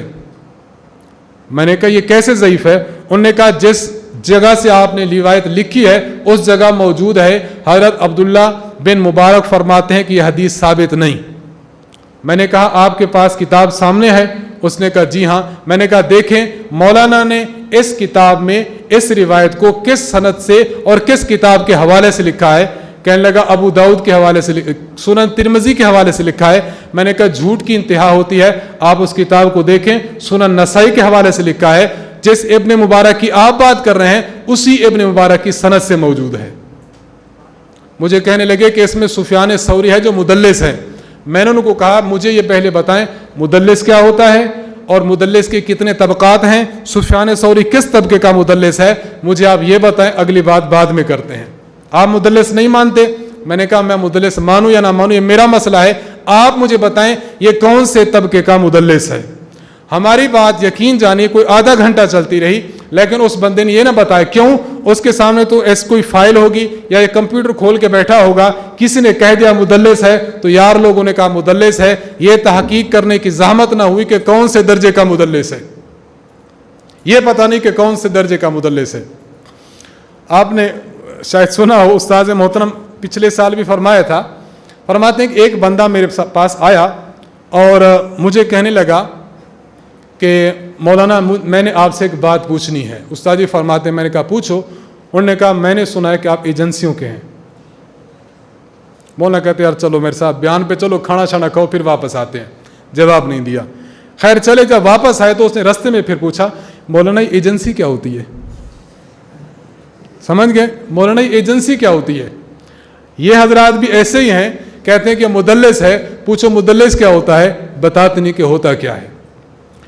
اب اس صاحب نے، زبیر علی زئی صاحب نے بھی اس کو مدلس لکھا ہے۔ میں آپ سے عرض کرتا ہوں اگر کوئی راوی لفظ ان سے روایت کرے، یعنی ایسا صیغہ استعمال کرے جس میں تصریح سما محتمل ہو، ممکن ہے کہ سنا ہے استاد سے، ممکن ہے کہ استاد سے نہیں سنا، مثال کے طور پر لفظ ان سے کہتا ہے، لفظ قالا سے کہتا ہے، ایک ہے قالا لی، یہ تصریح سما ہے، ایک ہے لفظ قالا، اس نے کہا، یہ تصریح سما نہیں ہے۔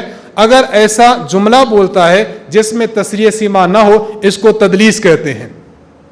مدلسین کے 5 طبقات میں سے پہلے 2 طبقے کا مدلس اگر صحیح بخاری اور صحیح مسلم میں ہو یا ان کے علاوہ میں ہو، اس کی روایت قابل قبول ہوتی ہے، چاہے تصریح سما کرے چاہے تصریح سما نہ کرے۔ لیکن تیسرا، چوتھا اور 5ویں طبقات کے مدلس صحیحین میں ہوں، روایت قابل قبول ہے چاہے تصریح سما نہ بھی ہو۔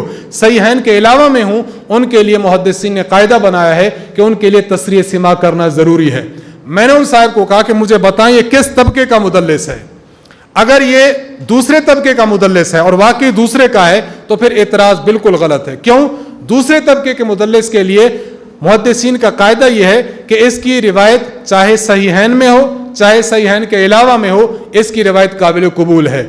اس سفیان ثوری رحمہ اللہ یہ دوسرے طبقہ کے مدلس ہیں، ان کی روایت جامع ترمذی، سنن ابی داؤد اور سنن نسائی میں ہے، بے شک غیر صحیحین ہے، چونکہ دوسرے طبقے کا ہے اس لیے ان کی تدلیس صحت حدیث کے منافی نہیں، اس لیے تدلیس کے باوجود یہ روایت بالکل ٹھیک ہوگی۔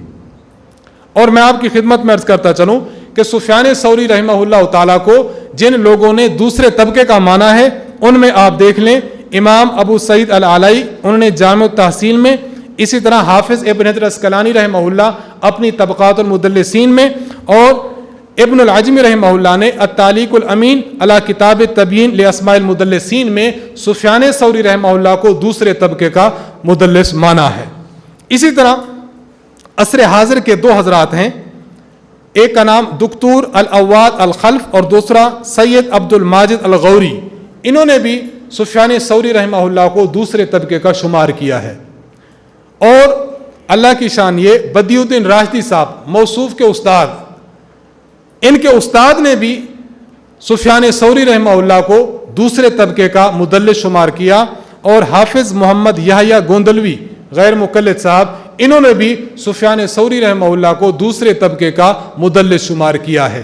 اس سے پتہ چلا کہ سفیان ثوری رحمہ اللہ دوسرے طبقے کے مدلس ہیں، ان کی تدلیس صحت حدیث کے منافی نہیں ہے۔ اور دوسرا جواب یہاں پر موجود ہے، دوسرا جواب یہ ہے بالفرض و تقدیر، اگر یہ تیسرے طبقے کے مدلس بھی ہوں تو مدلس کے لیے ایک اور قاعدہ بھی ہے، اگر مدلس کی متابعت کوئی اور راوی کر رہا ہو، یعنی جس سند سے یہ پیش کر رہے ہیں اگر کسی اور بندے نے اسی سند کے ساتھ یا اس کے علاوہ کسی اور سند کے ساتھ اس روایت کو نقل کیا ہو تو پھر یہ راوی تدلیس ختم ہو جاتی ہے، اب روایت میں تقویت آ جاتی ہے۔ اب آپ دیکھیں کتاب العلل میں امام دار قطنی رحمہ اللہ تعالیٰ نے جو روایت نقل کی تھی ابو بکر الناشلی نے عاصم بن کلیب سے، انہوں نے عبد الرحمن بن اسود سے، انہوں نے اپنے والد اسود سے اور علقمہ سے، انہوں نے حضرت عبداللہ بن مسعود سے روایت نقل کی. یہی روایت حضرت سفیان ثوری رحمہ اللہ تعالیٰ نے عاصم بن کلیب کی سند کے ساتھ نقل کی ہے.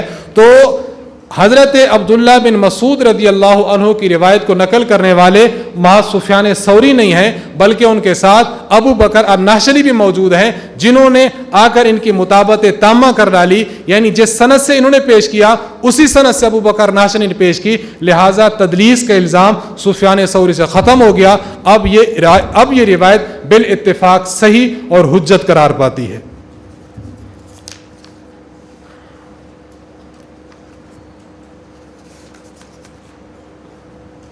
آگے چلیں، صفحہ نمبر 12 پر آ جائیں. وقت چونکہ تھوڑا ہے، میں احادیث آپ کے سامنے بس چیدہ پیش کر رہا ہوں. یہ جو آپ کے پاس دلیل نمبر 10 لکھی ہے نا، اسی کو دیکھ لیں. اخبار الفقہاء والمحدثین، امام ابو عبداللہ محمد بن حارث الخشنی القیروانی رحمہ اللہ تعالی، متوفی 361 ہجری. آپ کی کتاب کا نام اخبار الفقہاء والمحدثین، صفحہ نمبر 214 ہے. حضرت عثمان بن سوادہ رحمہ اللہ کا ترجمہ مطلب ان کی ہسٹری، ان کے حالات لائے ہیں.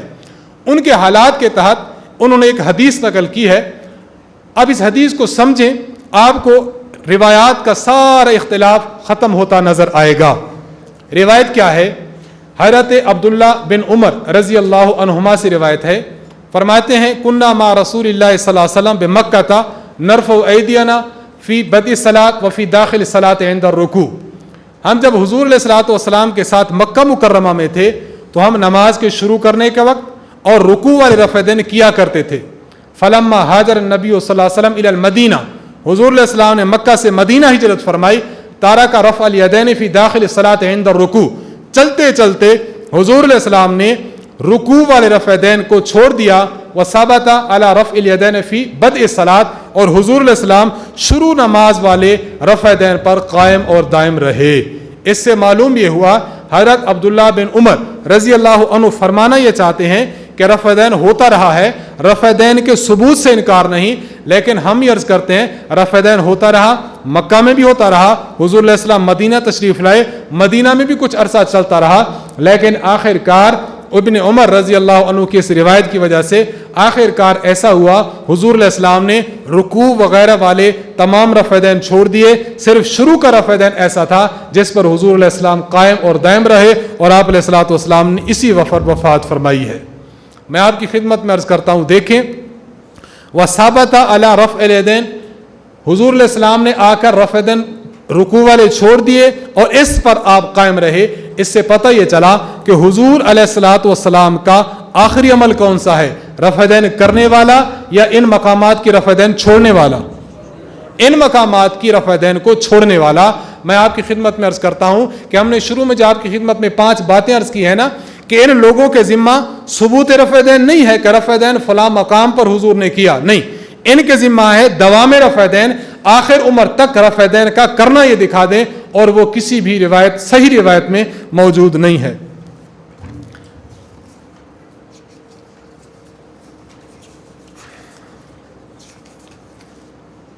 اب آپ آ جائیں صفحہ نمبر 20 پر. روایات درمیان میں بہت ہیں، موقوف روایات بھی موجود ہیں، آپ کی اس فائل میں موجود ہیں، مقطوع روایات بھی موجود ہیں. بلاد اسلامیہ تھے، ان بلاد اسلامیہ میں ترک رفع دین پر کہاں عمل ہوتا رہا، یہ بھی اس فائل میں موجود ہے. میں صرف یہ جو عنوان ہے نا 1500 صحابہ رضی اللہ عنہم اور ترک رفع دین، میں اس عنوان پر کچھ عرض کرنا چاہتا ہوں. حضرت عمر بن خطاب رضی اللہ تعالی عنہ سن 17 ہجری میں آپ نے کوفہ شہر بسایا ہے. کوفہ شہر جب بسایا ہے اس میں 1500 صحابہ کرام رضی اللہ عنہم تشریف فرما ہوئے. کوفہ شہر میں 1500 صحابہ موجود ہیں. اس کے علاوہ تابعین کی کثیر تعداد موجود ہے، جن میں بڑے بڑے مفسر، بڑے بڑے محدث موجود ہیں. اہل کوفہ نے بالاتفاق رفع دین کو چھوڑ دیا تھا، جو اس بات کی دلیل ہے اس میں رہنے والے 1500 صحابہ کرام نے بھی رفع دین کو چھوڑ دیا تھا. اگر کوئی بندہ آپ سے کہے کہ فلاں فلاں صحابی رفع دین کرتا ہے، آپ ان کو کہیں آپ کے پاس تو 2 ہوں گے، ہمارے پاس 1500 صحابہ موجود ہیں۔ کتنے صحابہ موجود ہیں؟ 1500 صحابہ۔ استاذ محترم حضرت متکلم اسلام مولا محمد الیاس گھمن دامت برکاتہم، آپ فرماتے ہیں کہ میں ایک جگہ گیا، وہاں پر ایک بابا جی موجود تھے، تو ان کے پاس ان کی جماعت کا، فریق مخالف کی جماعت کا ایک بندہ آتا تھا اور عشر وغیرہ لے جاتا تھا۔ یہ بابا جی استادی کے بیانات سنا کرتے تھے، تو کہتے ایک مرتبہ وہ بندہ آیا اور اس نے آ کر مجھ سے بحث شروع کی رفع دین کے کرنے پر یا رفع دین کے نہ کرنے پر۔ بحث شروع ہو گئی، تو یہ دلیل ہے، یہ دلیل ہے، یہ دلیل ہے، 2-4 اس نے دلیلیں پیش کی۔ تو اس بابا جی نے اس سے پوچھا کہ بیٹا مجھے بتاؤ کہ حضور کے صحابہ کتنے صحابہ سے رفع دین کرنا ثابت ہے؟ اس نے کہا مثال 50 صحابہ ہیں جنہوں نے رفع دین کی ہے۔ ان بابا جی نے کہا کہ مجھے بتاؤ صحابہ کی کل تعداد کتنی ہے؟ اس نے کہا صحابہ کی تعداد 1,24,000 ہے۔ اس نے کہا 50 تیرے ہو گئے، باقی میرے ہو گئے۔ ان 10 قیدے زیادہ نے، رفع دین کرنے والے زیادہ ہیں یا نہ کرنے والے زیادہ ہیں؟ آپ سمجھ گئے بات؟ اب بالکل وہ خاموش ہو گیا۔ استاد جی فرماتے میں نے اس سے پوچھا پھر کیا ہوا؟ تو بابا نے کہا پھر وہ لگا جو لیا۔ پھر کیا مطلب؟ پھر وہ چلتا بنا، پھر اس کے ساتھ میرے سامنے اس نے کوئی بات نہ کی۔ میں عرض کر رہا ہوں کہ 1500 صحابہ کرام رضی اللہ تعالی عنہم ایسے ہیں کہ کوفہ شہر میں پائے جاتے ہیں، اور شہر کوفہ والے تمام حضرات نے رفع دین چھوڑ دیا تھا۔ آپ حوالہ دیکھیں تاریخ الثقات میں، امام عجلی رحمہ اللہ فرماتے ہیں نزل الکوفۃ 1500 من اصحاب النبی صلی اللہ علیہ وسلم، کوفہ میں 1500 صحابہ آ کر وہاں پر رہائش پذیر ہوئے، اور ان 1500 صحابہ اور اہل کوفہ کے متعلق حافظ ابن عبد البر کیا فرماتے ہیں کہ قال الامام ابو عبداللہ محمد بن نصر المروزی فی کتابہ فی رفع الیدین من الکتاب الکبیر، امام محمد بن نصر مروزی کی بڑی کتاب میں جو کتاب رفع الیدین ایک موجود ہے، اس میں کیا ہے؟ لا نعلم مصر من الامصار، شہروں میں سے کوئی شہر ہمارے علم میں نہیں، ینسب الی اہلہ العلم قدیما، کہ پرانے دور سے اس کی طرف علم منسوب ہوتا ہو۔ کیا مطلب؟ کہ یہ کہا جاتا ہو کہ اس شہر میں پرانے وقتوں سے علم ہے، یعنی ایسا شہر جو پرانے دور سے علم کا گہوارہ اور علم کا مرکز رہا ہو۔ تو ہمارے علم میں کوئی اور ایسا شہر نہیں ہے کہ ترکوا باجماعہم رفع الیدین عند الخفض والرفع فی الصلاۃ، کہ جس شہر والوں نے باجماع، اجماعی اور اتفاقی طور پر رفع دین کو خفض میں اور رفع میں، اٹھتے اور بیٹھتے چھوڑ دیا ہو، الا اہل الکوفہ، مگر اہل کوفہ، اہل کوفہ کے سوا ایسا کوئی نہیں۔ کیا مطلب؟ اہل کوفہ کے تمام حضرات نے اس بات پر اتفاق کر لیا کہ نماز میں رفع الیدین نہیں کرنا، نہ اٹھتے اور نہ ہی بیٹھتے۔ ان روایات سے خیر میں عرض کر رہا تھا، پتہ چلتا ہے کہ نماز میں صرف شروع میں رفع دین کرنا ہے، باقی مقامات پر رفع دین نہیں کرنا۔ اب فریق مخالف کے کچھ 1-2 دلائل آپ کی خدمت میں عرض کرنا چاہتا ہوں۔ فریق مخالف بھی ایک روایت پیش کرتا ہے، قرآن کریم کی حدیث اور اس کے تحت ایک روایت پیش، قرآن کریم کی آیت اور اس کے تحت ایک روایت پیش کرتا ہے۔ یہ سنن الکبریٰ بہقی میں امام ابو بکر البہقی متوفہ 458 ہجری نے پیش کی ہے۔ آپ روایت کے الفاظ کو اچھی طرح سمجھیں، اس کے تمام طرق کو اچھی طرح سمجھیں، پھر آپ کو بات سمجھ آئے گی کہ یہ فریق مخالف کی دلیل کیسے بنی ہے۔ یہ فریق مخالف کے مخالف آتی ہے، ان کے موافق نہیں آتی۔ حضرت علی کرم اللہ وجہ فرماتے ہیں لما نزلت هذه الآیت علی رسول اللہ صلی اللہ علیہ وسلم انا اعطیناک الکوثر فصل لربک وانحر، حضور علیہ السلام پر جب انا اعطیناک الکوثر فصل لربک وانحر یہ آیت نازل ہوئی تھی، قال النبی صلی اللہ علیہ وسلم نے جبریل، حضور علیہ السلام نے جبریل کو فرمایا ما هذه النہیرہ التی امرنی بہا ربی عز وجل، اے جبریل مجھے بتائیں یہ نہیرہ کیا چیز ہے، یہ ذبح کیا چیز ہے جس کا مجھے اللہ تعالیٰ نے، میرے رب نے حکم فرمایا ہے۔ حضرت جبریل علیہ السلام فرمانے لگے انہا لیست بنہیرہ، یا رسول اللہ یہ نہیرہ نہیں ہے۔ کیا مطلب؟ یہ ذبح والا معاملہ قربانی نہیں ہے، ولیکنہ یأمرک اذا تحرمت للصلاۃ، اللہ آپ کو یہ فرما رہے ہیں اس آیت میں کہ جب آپ نماز کے لیے تکبیر تحریمہ کہیں ان ترفع یدیک اذا کبرت، تکبیر تحریمہ کے وقت آپ رفع دین کریں، وَإِذَا رَفَعْتَ رَأْسَكَ مِنَ الرُّكُوعِ، وَإِذَا رَكَعْتَ، جب آپ رکوع کریں اور آپ رکوع سے سر اٹھاتے ہیں تو آپ اس وقت بھی رفع دین کریں. فَإِنَّهَا صَلَاتُنَا وَصَلَاةُ الْمَلَائِكَةِ، یہ ہماری نماز ہے اور ان ملائکہ کی نماز ہے. الَّذِينَ فِي السَّمَاوَاتِ السَّبْعِ، جو 7 آسمانوں میں موجود ہیں. میں آپ کی خدمت میں عرض کرتا ہوں کہ دیکھیں، آپ فریق مخالف کے ان 5 نکات کو سامنے رکھیں اور پھر آپ بتائیں کہ کیا یہ روایت ان کی دلیل بن سکتی ہے یا نہیں. قطع نظر اس کی سند سے نفس روایت کو جب آپ دیکھیں تو آپ بتائیں ان کی دلیل بن سکتی ہے یا نہیں. اب آپ دیکھیں، پہلی بات سی کہ 10 مقامات کا رفع دین کا ثبوت اور 18 مقامات کے رفع دین کی نفی. اس میں شروع کا رفع دین تو موجود ہے، رکوع کو جاتے، رکوع سے اٹھاتے، ان مقامات کا رفع دین موجود ہے. 4 رکعت نماز میں 4 رکوع ہیں، رکوع کو جاتے ہوئے اور رکوع سر اٹھاتے ہوئے، 4 2 8، 8 مقامات کا رفع دین ثابت ہوا. نمبر 2، اس میں صرف شروع کا رفع دین ثابت ہوا، 9 مقامات کا رفع دین ثابت ہوا. آپ مجھے اس روایت کے الفاظ میں دکھا سکتے ہیں کہیں تیسری رکعت کے شروع کا رفع دین موجود ہے؟ 9 مقامات کا رفع دین ہے، 10ویں مقامات کا رفع دین نہیں. اسی طرح 18 مقامات کے رفع دین کی نفی بھی نہیں. نمبر 2، رفع دین فرض ہے، اس روایت میں موجود ہے؟ بولیے نا، موجود نہیں ہے. نمبر 3، رفع دین کو جناب رسول اللہ صلی اللہ علیہ وسلم، اس روایت کو حضور علیہ السلام نے یا اللہ تعالیٰ نے صحیح فرمایا ہو، کیا موجود ہے؟ موجود نہیں ہے.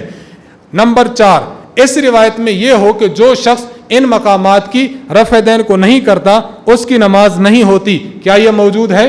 نہیں. کیا اس میں یہ بات موجود ہے حضور علیہ السلام آخر عمر تک، وفات تک رفع دین کرتے رہے، کیا یہ بات موجود ہے؟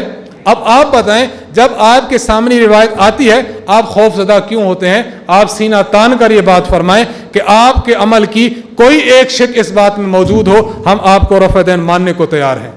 آپ پیش تو کرو نا، ہم احادیث کے منکر اور احادیث کے مخالف نہیں، لیکن آپ پیش تو کریں.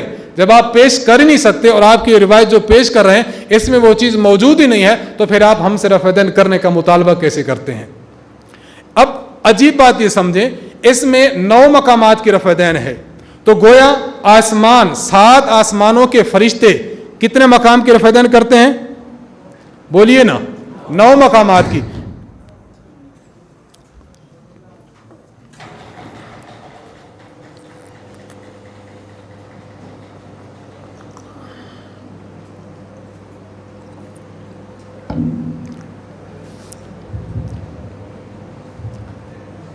آسمان کے فرشتے 9 مقام کی کرتے ہیں، اور یہ کتنے مقام کی کرتے ہیں؟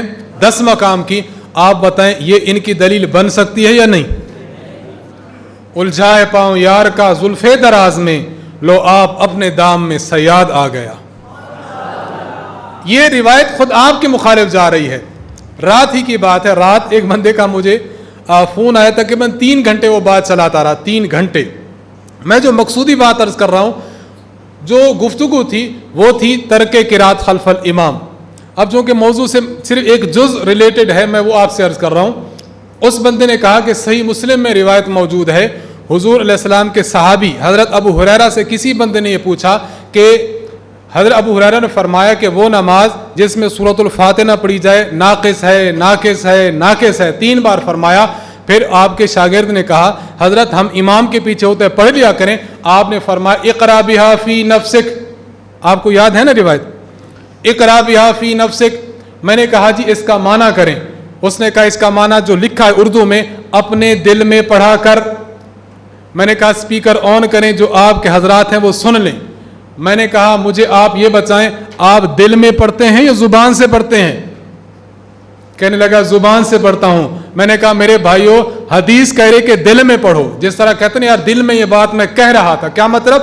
غور و فکر کر رہا تھا، اس کا زبان سے تعلق نہیں. میں نے کہا حدیث میں تو آیا ہے دل میں پڑھا کر، آپ اس کو زبان سے پڑھتے ہیں. مجھے بتائیں یہ حدیث آپ کے موافق کیسے ہوتی ہے؟ اس کے جو ساتھ بیٹھتے نے کہا ہاں ہی گال دا جواب دے، ہی گال دا جواب دے، یعنی اس بات کا جواب دو. اب وہ کہتا نہیں نہیں جی اس میں تو آتا ہے کہ تم دل میں پڑھو. میں نے کہا وہ آتا ہے لیکن دل میں تم پڑھتے نہیں. جو وہ آتا ہے وہ آپ کرتے نہیں، جو آپ کرتے ہیں وہ آتا نہیں. پھر آپ کی دلیل کیسے بنی ہے؟ خیر میں عرض کر رہا تھا کہ حضرت علی رضی اللہ عنہ کی جو تفسیری روایت ہے اس میں ایک جز بھی ایسا نہیں جو فریق مخالف کے عمل کی تائید کرتا ہو۔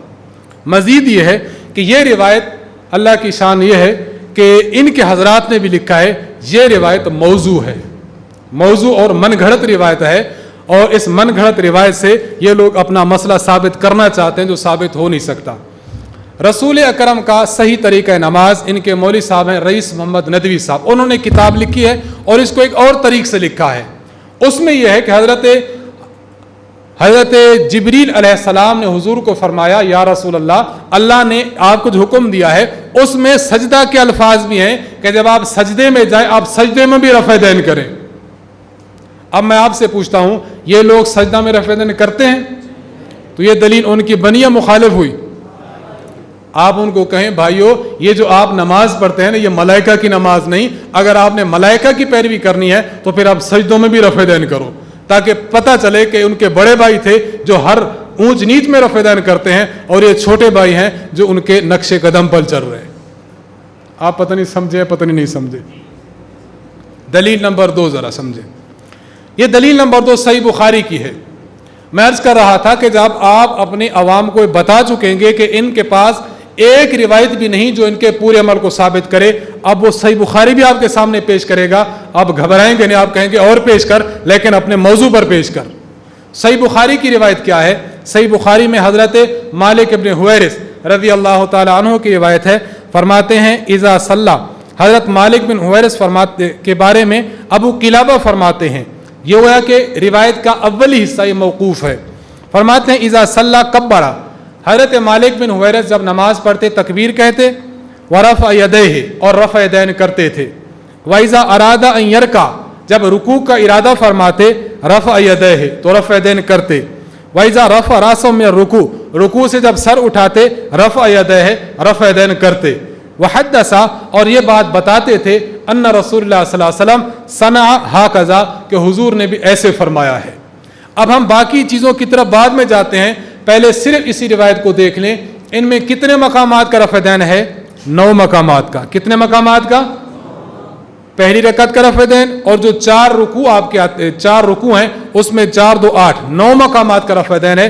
اس میں تیسری رکعت کے شروع کا رفع دین موجود ہے، تو پھر آپ گھبراتے کیوں؟ آپ کہیں کہ یہ آپ کے عمل کو ثابت نہیں کرتی۔ نمبر 2، اس روایت میں ہے کہ 18 مقامات کی آپ نے اس کے علاوہ مقامات کے رفع دین نہیں کرنی، کیا اس روایت میں ہے؟ نمبر 2، اس روایت کو کس نے صحیح کہا، اللہ نے یا اللہ کے نبی نے؟ دکھا سکتے ہیں؟ اس روایت میں کون سے الفاظ؟ وفات تک کے الفاظ موجود ہیں؟ نہیں۔ اس روایت میں کیا یہ موجود ہے کہ رفع دین فرض ہے یا واجب ہے؟ اور 5ویں بات، جو شخص ان مقامات کی رفع دین نہیں کرتا اس کی نماز نہیں ہوتی، کیا اس روایت میں موجود ہے؟ اس روایت میں موجود نہیں ہے۔ یہ لوگ کہا کرتے ہیں کہ حضور علیہ السلام کے یہ آخری دور کے صحابی ہیں حضرت مالک بن حویرث رضی اللہ عنہ، ہم کہتے ہیں کہ آخری دور کے صحابی ہیں، آخری دور کا صحابی 9 مقامات کر رہا ہے، آپ 10 کی کر رہے ہو، اس کا مطلب آپ اس کو بھی نہیں مانتے۔ آپ نے گواہ پیش کیا، گواہ ایسا ہے جو آپ کی مخالفت کر رہا ہے لیکن آپ اس کو گواہ بنائے ہوئے ہیں، آپ کا کیسا گواہ ہے؟ میں آپ سے عرض کر رہا تھا کہ دیکھیں حضرت مالک بن حویرث رضی اللہ عنہ کے اس نفس عمل کو دیکھا جائے جو بخاری میں ہے، اس پر غیر مقلدین کا عمل نہیں۔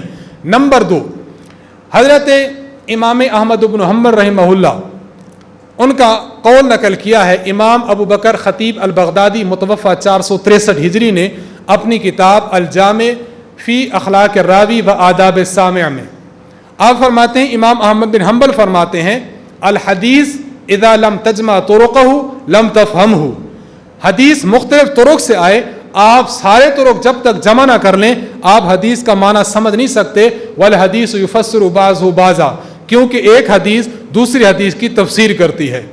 اب اس سے پتہ یہ چلا کہ حدیث کے سارے طرق جب تک لیں گے اس وقت تک آپ کو بات، جب تک نہیں لیں گے آپ کو بات سمجھ نہیں آئے گی۔ حضرت مالک بن حویرث کی روایت کے اور طرق اگر ہم ان کو دیکھتے ہیں، ان طرق میں ملتا ہے کہ حضرت مالک بن حویرث رضی اللہ عنہ فرماتے ہیں اذا سجد و اذا رفع رأسه من السجود، کہ جب سجدہ کرتے تھے सजदों में भी रफ़े दैन करते थे, सजदों से सर उठाते थे, सजदों से सर उठाते एक वक्त भी रफ़े दैन करते थे। अगर हज़रत मालिक बिन हुवैरिस आखिरी सहाबी हैं और फ़रीक़ मुखालिफ इस वजह से अमल लेता है कि हुजूर की आखिरी ज़िंदगी का अमल है, तो आप मुझे बताएं हज़रत मालिक बिन हुवैरिस की आखिरी ज़िंदगी का अमल क्या होगा? सजदों में रफ़े दैन करना होगा। इससे पता ये चला अगर फ़रीक़ मुखालिफ हज़रत मालिक बिन हुवैरिस के अमल को लेता है, आज से सजदों में भी रफ़े दैन शुरू कर दे, ताकि हम ये देखें कि वाकई ये पूरा अमल लेता है, अधूरा अमल नहीं लेता। और बड़ी अजीब बात यह है, ये जो मैंने हज़रत मालिक बिन हुवैरिस रज़ी अल्लाह अन्हु की रिवायत आपके सामने पेश की है, गैर मुक़ल्लिदों के एक मौलवी साहब हैं नासिरुद्दीन अलबानी साहब, इनकी किताब है अस्ल व सिफ़त सलात नबी मिनत तकबीरत इला तस्लीम कान्ना का तरा हो, ये पूरा नाम है उसका। 3 जिल्दों में ये किताब है, एक जिल्द में तर्जमा छपा है। इस किताब में उन्होंने 10 सहाबा किराम जिक्र किया, 10 सहाबा कि जो सहाबा सजदों में रफ़ा यदैन करते थे, और उन्हें दावत दी है अपने अहले हदीस भाइयों को कि अहले हदीस हजरात आप इन मकामात की करते हैं, ये 10 सहाबा किराम हैं जो सजदों में भी रफ़ा यदैन करते हैं, लिहाजा तुम्हें रफ़ा यदैन करनी चाहिए। एक बंदा यहाँ आया था बात करने, खैर मैं आपसे अर्ज़ कर रहा हूँ ना, कई लोग आते हैं बात करने के लिए, उनको शौक़ होता है, बात करने के लिए आया तो हमने उनको कहा कि आप कौन से अहले हदीस हैं? उन्होंने कहा कि मैं रुकू जाते रुकू सर उठाते तीसरे करके शुरू का रफ़ा यदैन करता हूँ।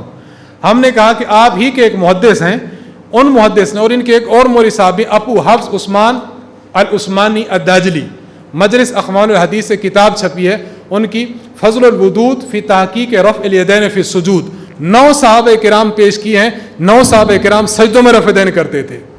मैंने उनको कहा कि इन मौलवी साहब और इनके 2 और हजरात भी हैं जिन्होंने मुस्तकिल रिसाले लिखी हैं।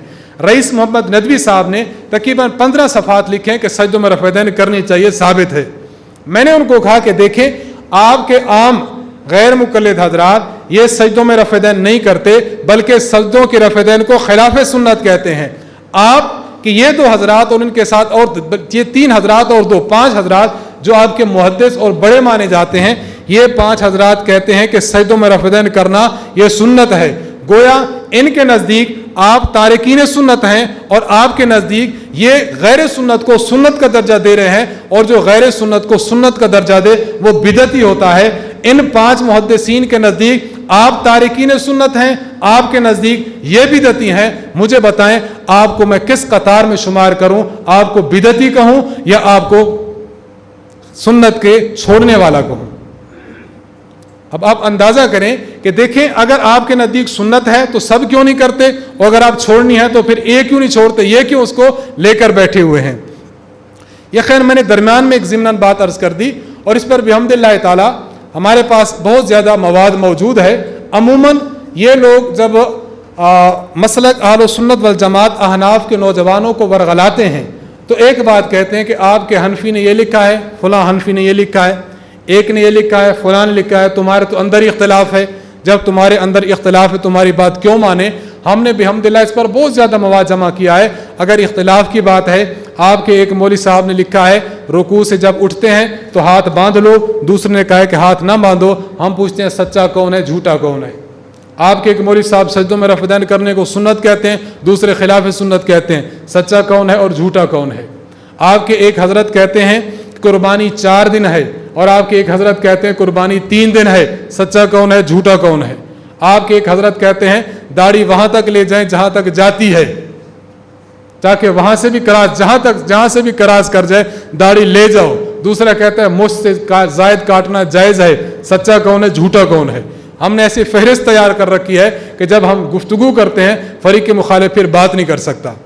खैर मैं आपसे अर्ज़ कर रहा था कि हज़रत मालिक बिन हुवैरिस को आखिरी सहाबी मानते हैं। इस आखिरी सहाबी से सजदों के रफ़ा यदैन भी साबित है, लिहाजा आज से आप सजदों के रफ़ा यदैन भी शुरू कर दो, ताकि पता चल जाए कि ये लोग सजदों के रफ़ा यदैन आखिरी सहाबी से लेते हैं, पूरी हदीस पर अमल करते हैं, अधूरी हदीस पर अमल नहीं करते। हम अहले सुन्नत वल जमात अहनाफ ये कहते हैं कि देखें हज़रत मालिक बिन हुवैरिस रज़ी अल्लाह ताला अन्हु सही बुखारी जिल्द अव्वल सफ़ा 87 और 88 की रिवायत के मुताबिक नबी अलैहिस्सलातु वस्सलाम के पास 20 दिन रहे थे, 20 दिन। और हज़रत अब्दुल्ला बिन मसूद, हज़रत बराए बिन आज़िब, हज़रत अली कर्रमल्लाहु वजह, हज़रत अबू बकर सिद्दीक, हज़रत उमर फारूक, हज़रत अब्दुल्लाह इब्न उमर, हज़रत अब्दुल्लाह इब्न अब्बास रज़ी अल्लाह अन्हु, ये किबार साहबा हुजूर के साथ सिर्फ 20 दिन रहे, आखिर उम्र तक रहे। तो एक वो सहाबी है जिसने 20 दिन रहा, फिर घर चला गया, उसने अमल दिया और पेश कर दिया। ये सहाबा हुजूर के साथ हमेशा रहे हैं, आखिर उम्र तक रहे हैं। लिहाजा आखिर उम्र तक रहने वाले सहाबी का कौल और उनका वो हदीस जो उन्होंने हुजूर अलैहि सलाम का अमल पेश किया वो काबिल कबूल होगा। और जिन्होंने 20 दिन है उन्होंने तो सिर्फ 20 दिन का अमल देखा, आखिर दौर तक का अमल तो नहीं देखा। हम आखिर दौर तक के अमल की बात कर रहे हैं, हम 20 दिन के अमल की बात नहीं कर रहे। मैं अर्ज कर रहा था इनके काफ़ी ज़्यादा जो दलाइल हैं वो दलाइल आपके इस फाइल में मौजूद हैं। आखिरी दलील मैं पेश करके आपकी अपनी बात ख़त्म करता हूँ। इन्होंने, हमने जब मुतालबा किया है कि आप ऐसी हदीस पेश करें जिसमें अल्फाज मौजूद हों कि हुजूर ने वफ़ात तक रफ़ा यदैन किया है इन मकामात का, तो आखिर इन लोगों ने एक हदीस ढूंढ ही ली, एक हदीस ढूंढ ली, और वो हदीस ऐसी ढूंढी है कि वो हदीस मौजू और मन घड़त है। और इस मौजू और मन घड़त हदीस को इन लोगों ने क्या गज़ब ढाया है। इनके एक मौलवी साहब ने ऐसे किया, हदीस की सनद और हदीस का आगे मतन उन्होंने पेश किया, मसला रफ़े दैन उन्होंने पेश किया, हदीस का मतन लिया और हदीस की जो सनद थी, सनद को एक तरफ रखा, सही मुस्लिम की सनद उस पर चिस्मा कर दी। सही मुस्लिम की सनद है, उसमें मालिक है, उसमें नाफे मौला इब्न उमर है, उसमें अब्दुल्लाह इब्न उमर है, बेहतरीन सिलसिलतुल ज़हब, ये सनद उसने इस हदीस पर लगा दी और कहा सुभान अल्लाह कितनी प्यारी हदीस है, एक एक रावी इसका कैसा है, और उन्होंने पेश कर दिया अपनी अवाम को। अब आप बताएं इसी को हदीस मानना कहते हैं या इसी को हदीस का इनकार और हदीस पर बोहतान बांधना कहते हैं? ये तो आपने बोहतान हदीस लगा दिया। मैं अर्ज कर रहा था काफिल एक हमारा छपता था, उसमें मुस्तकिल इसी रिवायत पर मेरा मजमून है, तकरीबन 8 या 10 सफ़ात का है, आप हजरात को मिल जाए तो वो ले लें। हमने एक एक रावी पर तफसील के साथ बहस की है कि आपने फ़ला फ़ला मकाम पर ख़यानत से काम लिया, सनद किसी की थी, मतन आपने इस रिवायत का लगा दिया, और फिर रुवात पर भी हमने बहस की। मैं इसी रिवायत पर कुछ बात अर्ज करके ख़त्म कर रहा हूँ। आप देखें सफ़ा नंबर 31 पर आ जाएं, नस्ब और राया में ये रिवायत मौजूद है। उसी हवाले से सलात और रसूल में भी लिखा, ये जो मैं आपको अर्ज कर रहा था ना जी, सादिक सियालकोटी, हमारे मशाइख कहते हैं कि जिस कबीले और कुंबे का सादिक का ये हाल है कि उसने मौजू रिवायत को सलात रसूल के कहकर पेश किया, जिस कौम के सादिक का ये हाल है उस कौम के काज़िब का क्या हाल होगा। सादिक ये बात कर रहा है। इसी तरह इस बात रफ़ैदैन खालिद गरजाकी, रसूल अकरम का तरीका नमाज, और इस बात रफ़ैदैन खालिद गरजाकी, ये जो कारनामा है ये इसी खालिद गरजाकी साहब का कारनामा है, इसको आप जहन में रख लें। रसूल अकरम सल्लल्लाहु अलैहि वसल्लम का तरीका नमाज, सही तरीका नमाज और हदीस नमाज, इन कुतुब में इस रिवायत को उन्होंने हुज्जत और दलील के तौर पर पेश किया है। रिवायत क्या है?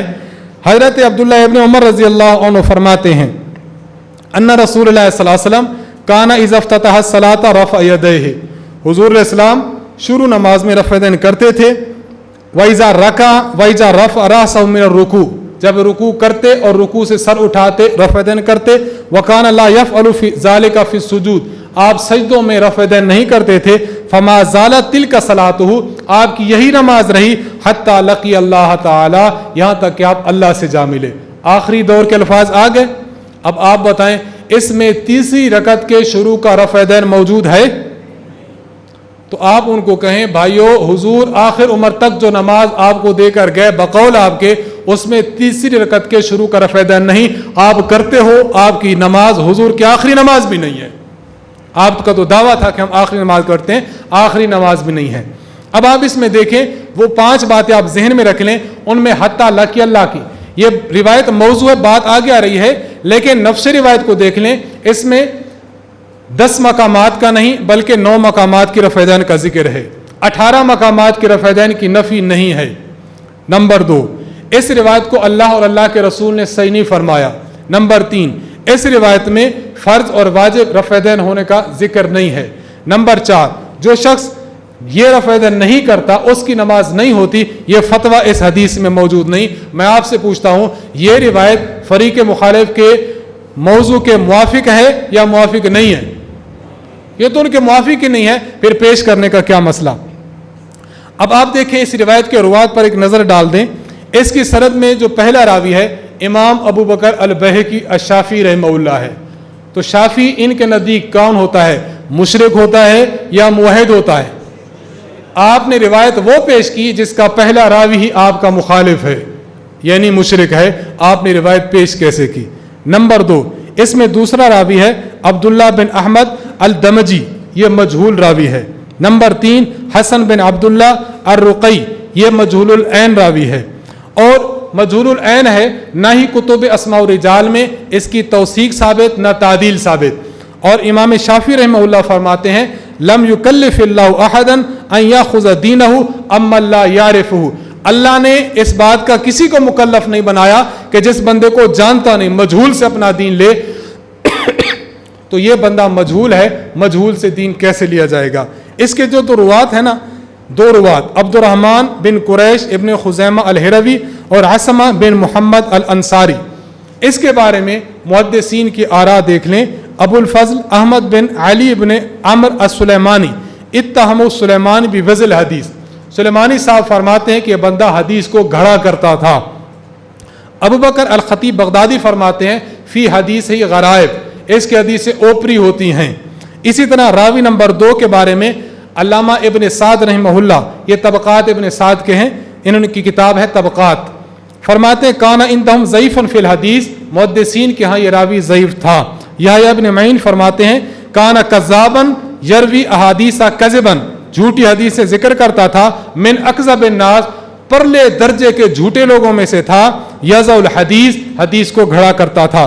ابو حاتم الرازی فرماتے ہیں لیس بالقوی، یہ بندہ قوی نہیں ہے. امام عقیلی فرماتے ہیں یحدث بالاباطیل عن الثقات، سیکا راویوں سے باطل حدیثیں لاتا تھا. اور امام ابن عدی، نام عبداللہ ابن عدی ہے، فرماتے ہیں کل حدیث غیر محفوظ وهو منکر الحدیث، یہ اس کی تمام حدیثیں محفوظ نہیں اور یہ منکر الحدیث ہے. اور حضرت دارقطنی فرماتے ہیں متروکن، یہ بندہ متروک ہے. معلوم یہ ہوا کہ یہ روایت انہوں نے اپنے موضوع پر پیش کی ہے، یہ وہ روایت ہے جو موضوع اور من گھڑت ہے. محققین محدثین نے اور خود غیر مقلدین نے بھی اس بات کو مانا ہے کہ روایت موضوع ہے یا کم از کم ضعیف جدا ہے. تو میں نے آپ حضرات کی خدمت میں مسئلہ ترک رفع دین کے حوالے سے کچھ معروضات پیش کی ہیں کہ آپ فریق مخالف کا موقف اچھی طرح سمجھیں، ان کی کتابیں آپ کے سامنے ہوں کہ ان کے موقف میں یہ شکیں ہیں، پھر ان کی دلائل کو آپ ڈھونڈیں. آپ کو ایک دلیل بھی ایسی نہیں ملے گی جو ان کے اس عمل کے عین موافق ہو. اللہ تعالیٰ سے دعا ہے اللہ تبارک و تعالیٰ ہمیں صحیح مسائل پڑھنے کی اور پھر عوام الناس کو صحیح مسائل سمجھانے کی توفیق عطا فرمائے. وآخر دعوانا ان الحمد للہ رب العالمین. لا إله إلا الله، لا إله إلا الله، لا إله إلا الله، ما لنا رب سوى.